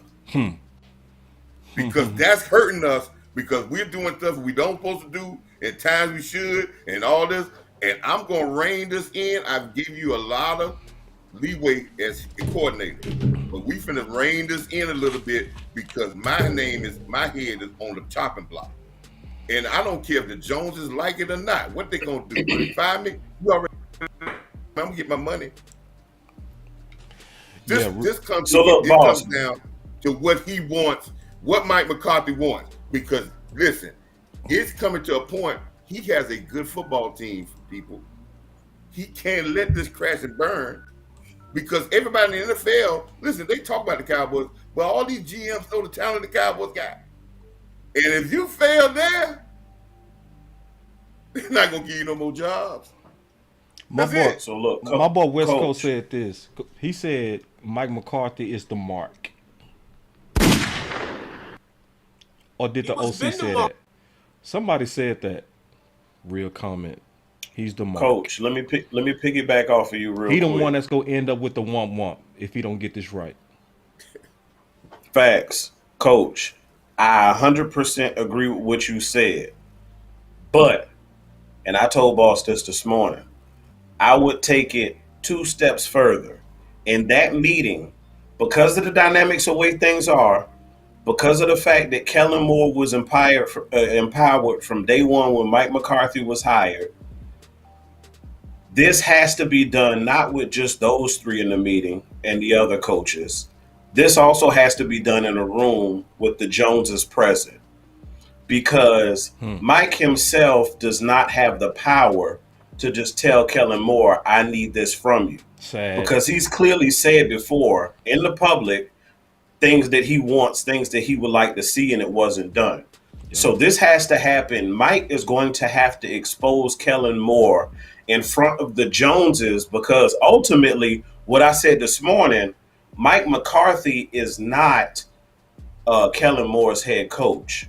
Stephen and Jerry Jones are Kellen Moore's head coach. Facts. That's who he gets his marching orders from. Let me tell y'all what to look for. Hold on. And this is the other thing. Hold that belt up a little bit more, OC. Hold that belt up a little bit more. Me. I got the belt. I understand what you're saying. When you spare the rod, you spoil the child. That's where I'm going. And Kellen Moore is the son of Stephen and Jerry. Yep. He needs a spanking. This is what I want to say to look for. This week, starting tomorrow, if you don't see, because Jerry's speaking in the morning, if you don't see him come out and call out how we got away from our run identity, I can't wait. We are doomed. Because if you don't see no spanking to Kellen Moore after he obviously abandoned our identity Sunday, we doomed, y'all. Just keeping it real. If you don't see this tomorrow, can I say something right How many times hold on. I got to give it to y'all real. I ain't finna give it to you fake. This is what you're supposed to see tomorrow. Hold on. What got down? Boy, look here. If he don't get a spanking, it's a problem. That's what it's supposed to look like. If you don't see that, if you don't see that tomorrow from Jerry Jones, it's over with. I'm not talking about this. Not this. Temporary, fellas. OC can tell you that's only going to be temporary. And OC, Boss, all y'all had, and this is not only in football, especially in football, but in life. If you take a leadership position and you know somebody under you is already empowered, you are destined to fail. You don't even take that position. You right, but you know what though? I'm gonna keep it real, man. Who on the panel? Raise your hand if you wouldn't have took 25 million. Raise your hand. Raise your hand if you would not have taken the 25 million. Put your hand down. All y'all would have took the 25 million. All y'all would have took the 25 million. Straight. So this is how you deal with this situation, right? And this is how you deal with this situation, which is a situation that's now gotten out of control, right? What you have to do, and I'm going to take it a step further than Boss Cowboy and even you, App, on this. What you got to do, you got to directly fight for your future, right? And this is how you fight for your future. You directly, publicly undress Kellen Moore. Yes. And it has to not come from Jerry. You got to do it as a head coach. You got to say, look, our offensive coordinator, you got to say stuff like this. Our offensive coordinator has to stick to the game plan. We are a run-dominant team, and I'm going to do everything in my power to make sure that this is enforced. You got to start to talk. OC, where is he though? Why is he not doing it? He's going to coach him through the media. Because he's playing too much politics, and now we're getting to the point of desperation. We're getting to the point of desperation. Look, this is like 300. This is like when Spartacus' wife looked at him and said, "Bring me victory or get carried back on your shield." You understand? So like Mike McCarthy is coaching for his future. He has to be willing to down his shield. And this, to your point, Coach Marv, will allow him to get another coaching position, because it's not how he gets fired. It's not if he gets fired. It's not if. Okay? We're past that point. It's how he gets fired. And he better go down swinging. he better go down with 10 arrows in his chest and 16 arrows in his back and make it obvious in the public that I did everything in my power to right this ship, and this ownership team would not work with me. That's what he has to do, man. Look, just like your mama said back in the day, right? Look, Mike McCarthy just celebrated his birthday this week, and he had a homecoming. He went back to the place where he had so much success, right? What your mama tell you? See, this spanking can't happen at home. You can't wait till you get home for this spanking. No. Mama tell you, if you embarrass me in public, I'm going to embarrass you in public. This has to happen publicly. I 100% agree with what you said, OC, and Coach Moore. Let me say what I'm saying with OC saying. Listen, this is what OC brought the best point you can bring up. Right? OC, you brought the best point you could bring up. He's gonna have to coach Kellen through the media. Same thing you have to do with some players. If defensive line, right? If you don't like the defensive line play, you don't say it in the meet behind closed doors.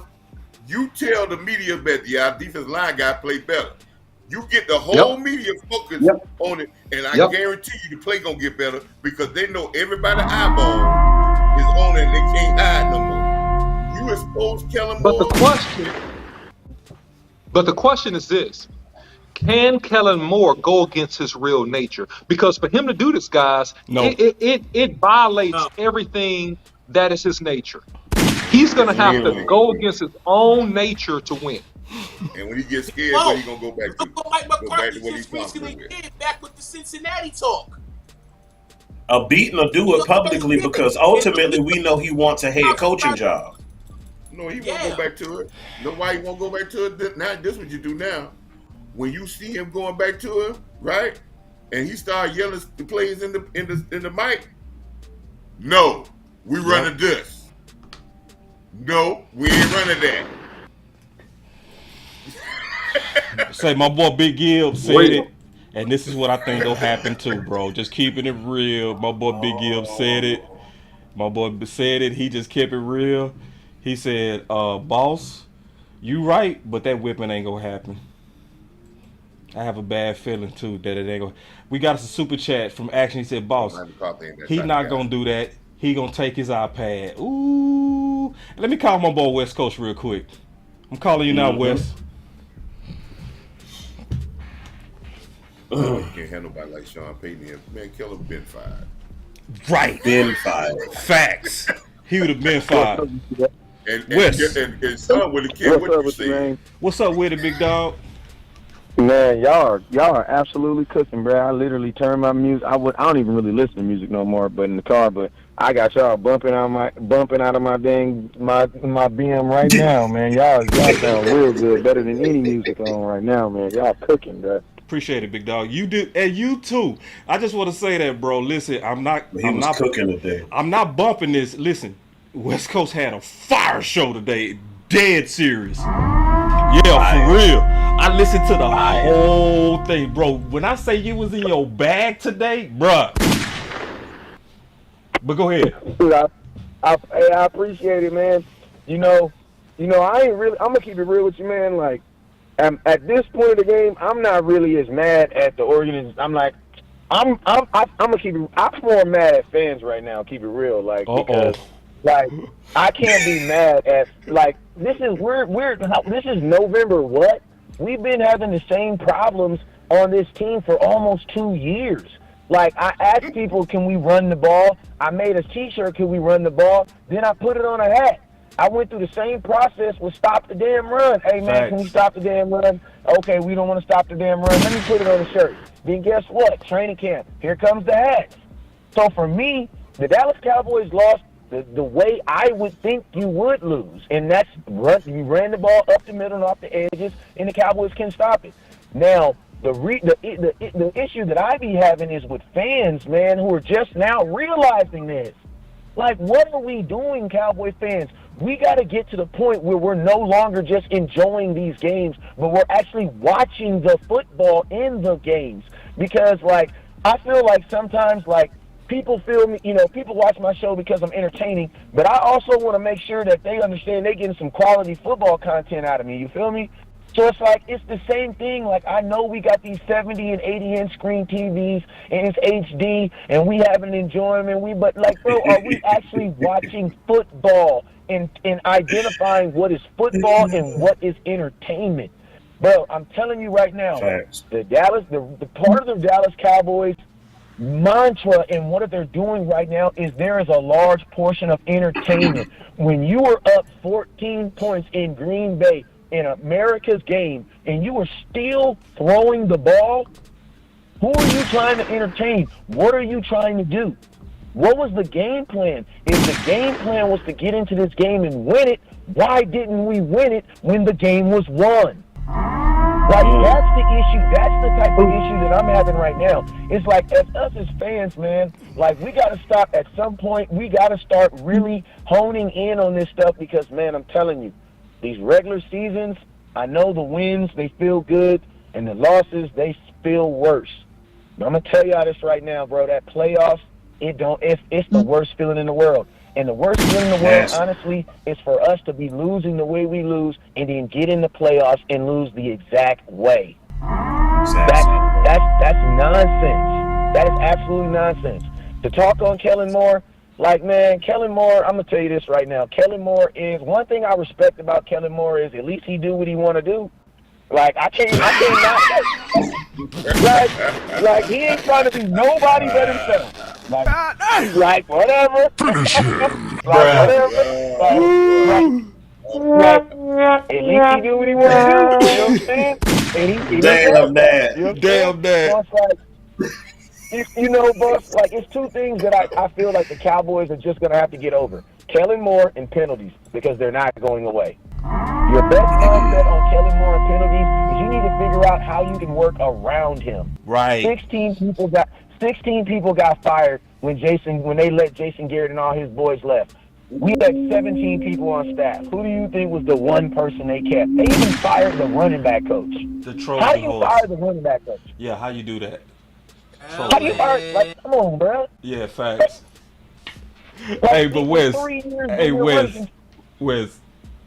Go ahead. But go ahead. I mean, then it's like, the running, the stopping the damn run, man. Like, I know fans don't believe in, because everything is programmed around entertainment and fantasy football, and running the ball doesn't push that narrative. It doesn't push that narrative. Facts. You know what I'm saying? It doesn't push that. Just like I know a lot of people hate watching these Thursday night football games because they say they're boring. But I'm a defensive coordinator. I love these Thursday games because you're seeing some of the best defense in football. Like, you're just seeing some of the best. Some of these games on these Thursday nights are actually showing you guys some of the best defense. You know what I'm saying? So it's like the fans, we have to adjust the way we see things. Like, we have to adjust. Two things we got to adjust on is, one, we are better. I don't care if it's our identity. Our identity really isn't running the ball, because your identity is when you flip your fingerprint over, it is what it is on your fingerprint. Our identity really, honestly, man, is what your offensive coordinator does, and that is pass the ball, man. When it's all said and done, he wants to pass the ball. But what works best for us is running the damn ball. Bruh. And that's what runs. It's like with Big Mama, like you be in the house and you be like, I don't know what works for them, baby, but this what works for us, and we gonna do what works for us. But then on the flip side, because football is the biggest yin and yang in the world, that's why it's the most passionate and true sport, because football really is yin and yang. Brother, if you are going to run the ball excessively, what is the yang on the other side of that? You have to be able to stop the run. Hey, big and I'm gonna dog. tell y'all this right now. Dan Quinn is a single mother, man, with 5 kids, man. He's doing the best that he can, bro. You can't make LVE, Micah Parsons, Neville Gallimore, and Jonathan Hankins make that your core guys on trying to stop the run. That's not going to happen. Everybody that I just said right now is either undersized or underperforming. Facts. And that's just what it is. Right. So it's like you can't even. I don't expect. This is my last thing I'm gonna tell you. I don't expect the Dallas Cowboys to stop the damn run. I don't expect it anymore. Bruh. I don't know why, because I do not believe we physically have the physical people to do it. But what I do believe is you can still stop the run by what? By not letting it get started. Just run the damn football, bro. Man. Like, Hey, West Coast, Hey, plug boss, the channel, before big you dog. let him go, No, I gotta. you let him go.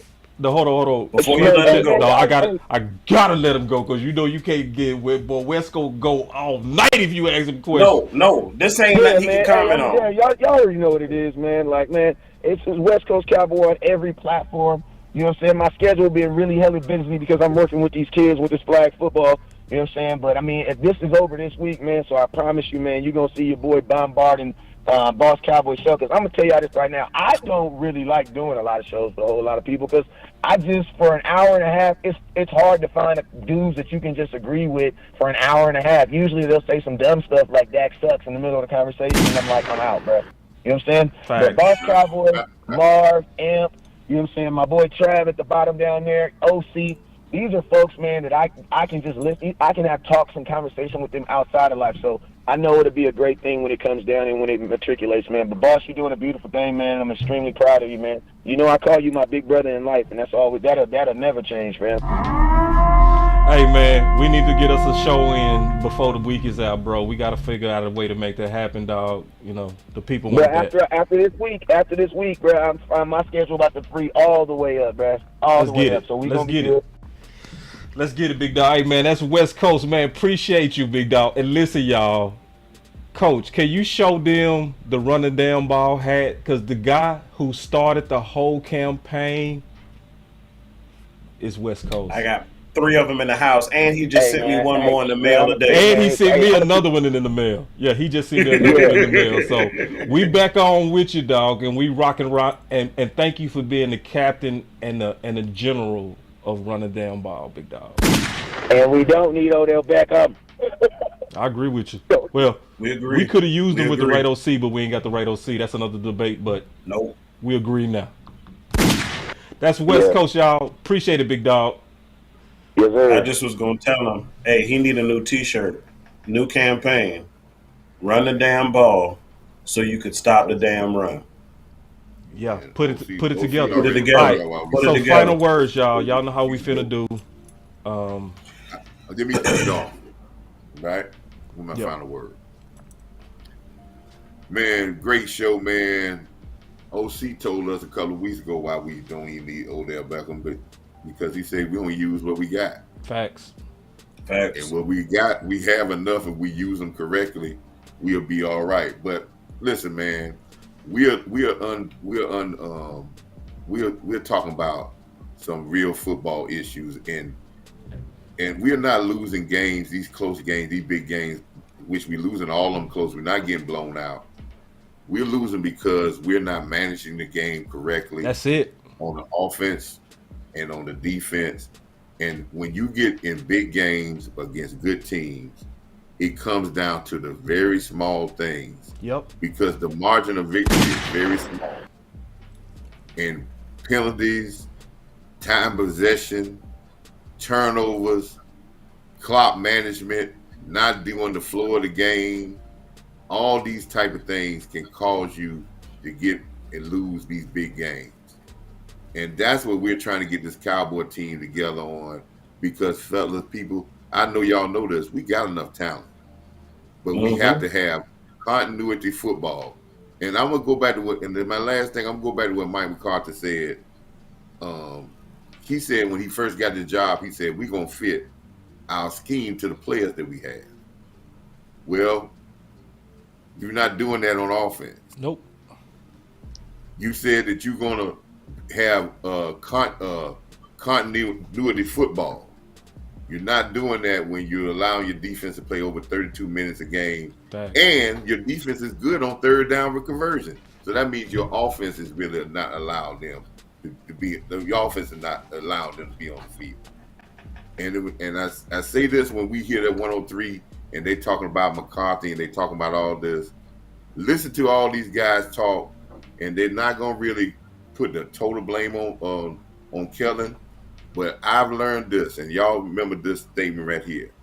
when people are talking and they start and they say but or they say and in a conversation with you, what comes after the but and the and, you better believe that's the real truth. All the stuff before that may be true or not, but what comes after the but and anytime somebody talking to you, that's what they really believe, bruh. Right? So listen to them when they talking. They get there and say, well, but we do need to get rid of those options. That's what they really believe. All the other stuff they talk about is hypothetical. So take that lesson for life. The but and the and word. After that, that's what's the truth. And the truth is this kid is too young to be an offensive coordinator.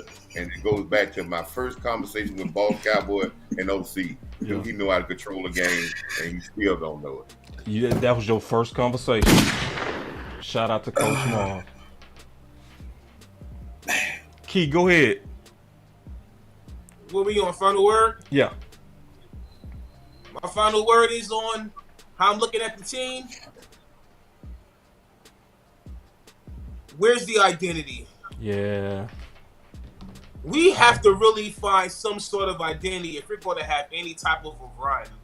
Never mind playoffs, just to finish the season. Because we are that can still run the ball. We talked about this since the beginning of the season that most of our schedule is going to be NFL teams that can run the ball. We knew what we was up against. But at the end of the day, Mike, it's time for you to get right back in front of that media and start calling out that yard dog that you letting run around in your field, stinking up the place and making you look bad. It's time for you to go back to what you do and force them to make moves and like, look, we gotta listen to this guy. Because if he's talking and we continue to take these L's, the media's gonna hold us accountable. And we can't have that. You know, I don't want no accountability on my end. Get back to that, Mike. Big Mike. Step on them necks, man. Keep feeding that media. And as far as I'm concerned, I'm just getting ready for Minnesota to see what the pros and the cons is going to be. Other than that, I thank all y'all, man. Hey, if we get no belt this week, we're in trouble, dog. Go ahead, Al. Man, look, I appreciate every single one of you here. Because I told Boss this morning, I said, man, this is the second time I talked to him. I said, man, I don't feel right. Like something ain't sitting right in my spirit. I can't even work how I need to because I'm thinking about what could have been. And the most frustrating part about this season, you look at when the 2020 season came to a conclusion, we didn't have the same feeling we had at the end of the 2021 season. And we didn't have the same feeling we have now. See, we didn't have that feeling at the end of the 2020 situation because we lost the leader of our team. And I'm talking about Dak Prescott. When he went down, so did the expectations. But because we have Dak, he's back, he's healthy. Because of the pieces we have, even not having Amari Cooper, the way the defense is constructed, we still believe as a general population that we are good enough to be successful and to make a run in the playoffs. We feel the way we feel because we know we're better than what we've been showing. That's why we are so frustrated. So at the end of the day, I just want us, I've been saying this so much, I just want us to play smart, common sense football. That is I've been looking for a wishing star. I put that on my Christmas list. I want us to play smart football because when we play smart football, I don't know nobody who could beat us in the league. That's my final thought. Before you go, OC, because I want you to close this out, big dog. If that's okay. Bro. Yep. Look. All right. So we talked about solutions. And I'm going to tell you right now. Boss Cowboy. Nah. And no longer am I even thinking about talking about how to transform him into a responsible play caller. I don't care if he get good for about 2-3 weeks. I don't care. He's already shown me that you can't trust him. Fool me once, shame on you. Fool me twice, shame on me. So, I'm going to tell y'all what we better see this week or we are in trouble. I'm going to just tell you the truth, dog. So you ain't run the ball?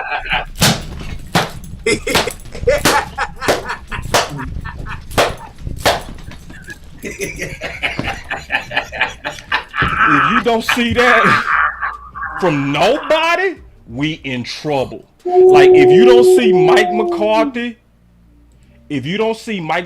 on some spanking, Jerry on some spanking, Steve, somebody better be spanking him for coming out there, because all of them said we had a run identity. Every one of them. You said it, Steven, Jerry said it, and Mike. What you gonna do when your OC just bucked you? Your OC came out with your quarterback and threw it 46 times. What you gonna do? He playing with your contention. So let me ask you a question. Do y'all want to be right so bad that y'all go cover for Kellen Moore to just appear right? Well, I wish I had a button. B. Bird said it so best. loyal to him? Kellen Moore is the third most powerful person on the Cowboys. That has been proven right. But what you go do now that he's bucked you? Because he's bucked all of y'all. He told all of y'all to y'all face, I'm getting ready to throw it 46 times. Even though the probability of it working is bad. Finish him. He slapped, even if just by doing that. That was a slap in their face. It was a slap in their face, dog. The only, listen, so I'm just keeping it real. If you don't see no spanking starting tomorrow, I would be really, I just got to keep it real. We in trouble, y'all. Just keeping it real. We are in trouble. And I'm just keeping it real. That's my final word. OC, it's on you, big dog. So listen, man, this is what needs to happen this week. And this is what needs to happen every single week for the rest of the year in some sort of fashion. It needs to be a mention, all right? A mention of the offensive and the defensive coordinators and how they're doing. That is what is going to keep people in check and accountable. What Mike McCarthy has to do is use the media. You know, we used to say, win the crowd, win your freedom. Well, Mike McCarthy has to win the crowd to control his team. Yep. He has to win the crowd to control his team. So if he is willing to strategically do that and let his cojones be heavy on that weight scale, right, then we got a chance, okay? We got a chance to right some of these wrongs. And something that we have not talked about that I will bring out just in brief because I know we got to go. The whole key to this is formation. He needs to be in Kellen Moore's hip pocket about these formations. Kellen, run 21, run 31 primarily. 2 tight ends, 1 back, or 3 tight ends. Do not come out and spread unless we are down by 14 points. Do not come out and spread. Do not come out in trips right. Come out in 2 tight ends or 3 tight ends, sir. And you're going to work these tight ends into this game plan come hell or high water. I want you to throw it to hot pockets. I want you to throw it to Bender shot. I want you to throw it to Ferguson. Because these boys, except for the hot pockets, prove they can block. Right. And if we get in 3rd and medium, if we get in 3rd and 10, I want an option for every single pass play to be a check down to Schultz. Every single pass play. Forget option routes. Forget forcing the ball down the field on all vertical routes, throwing into double and triple coverage and making them guess and everybody's getting confused and somebody's throwing an interception. The key to controlling this is to make Kellen Moore operate his offense inside of certain formations. If we can do that and we get some strength from Mike McCarthy, he has to let his intestinal fortitude weigh heavy on the scale. We got a chance. We got a chance to right this ship. If we don't, and I'm sorry, if we don't this week, we out. If we go up there and get our butt kicked by Minnesota, we in a sinking ship. Yep. And I hate to say. Yep. It's either gonna be either or, people. And I'm gonna say this right quick. Amen. Either we gonna play very well against Minnesota, or this combination of all this dysfunction is gonna rear its head this week, and we're gonna get our doors blown off. Mm-hmm. OC, can you close us out? Yes, sir. Hey, listen, guys. Thanks for the support. Thanks for all the super chats. Don't forget to support Boss Cowboy Sports in the Cash App. All right. So $, Boss Cowboy Sports and Cash App. That really helps us get all this equipment, do all the stuff we got to do, produce more shows. Thanks for the super chats. Hit the subscribe button. Hit the like button on your way out of the window. Thanks for staying up late with us. You know it was worth it, though. So we appreciate you guys. Follow Boss Cowboy Sports on YouTube, Instagram, Facebook, and Twitter. You can follow me, the OC100, on Twitter. And until next time, guys, we appreciate you and see you. See you. Hey, man, appreciate all of y'all, man. This was a good surprise. I loved it. We got to do this again. Y'all put in the chat if y'all want to see this super show like this again, man. I didn't expect it, but it was dope. Let's get it. Y'all put it in the chat, man. Y'all let me know. We gonna do this more often. You know what I'm saying? But I'm about to definitely put this on my calendar, right? Because I ain't gonna do no more marathon shows with all you big talkers. No, sir. I would have been gone 3 hours ago, man. But it was cool. Y'all made it dope. Y'all put it in the chat, man. Damn that. Y'all put it in the chat, man. Y'all let me know, man, what y'all think about, all of us coming together. It was truly spontaneous. We didn't plan this, I promise you. So anyway, y'all stay up. It's Boss Cowboy Sports, where your voice matters.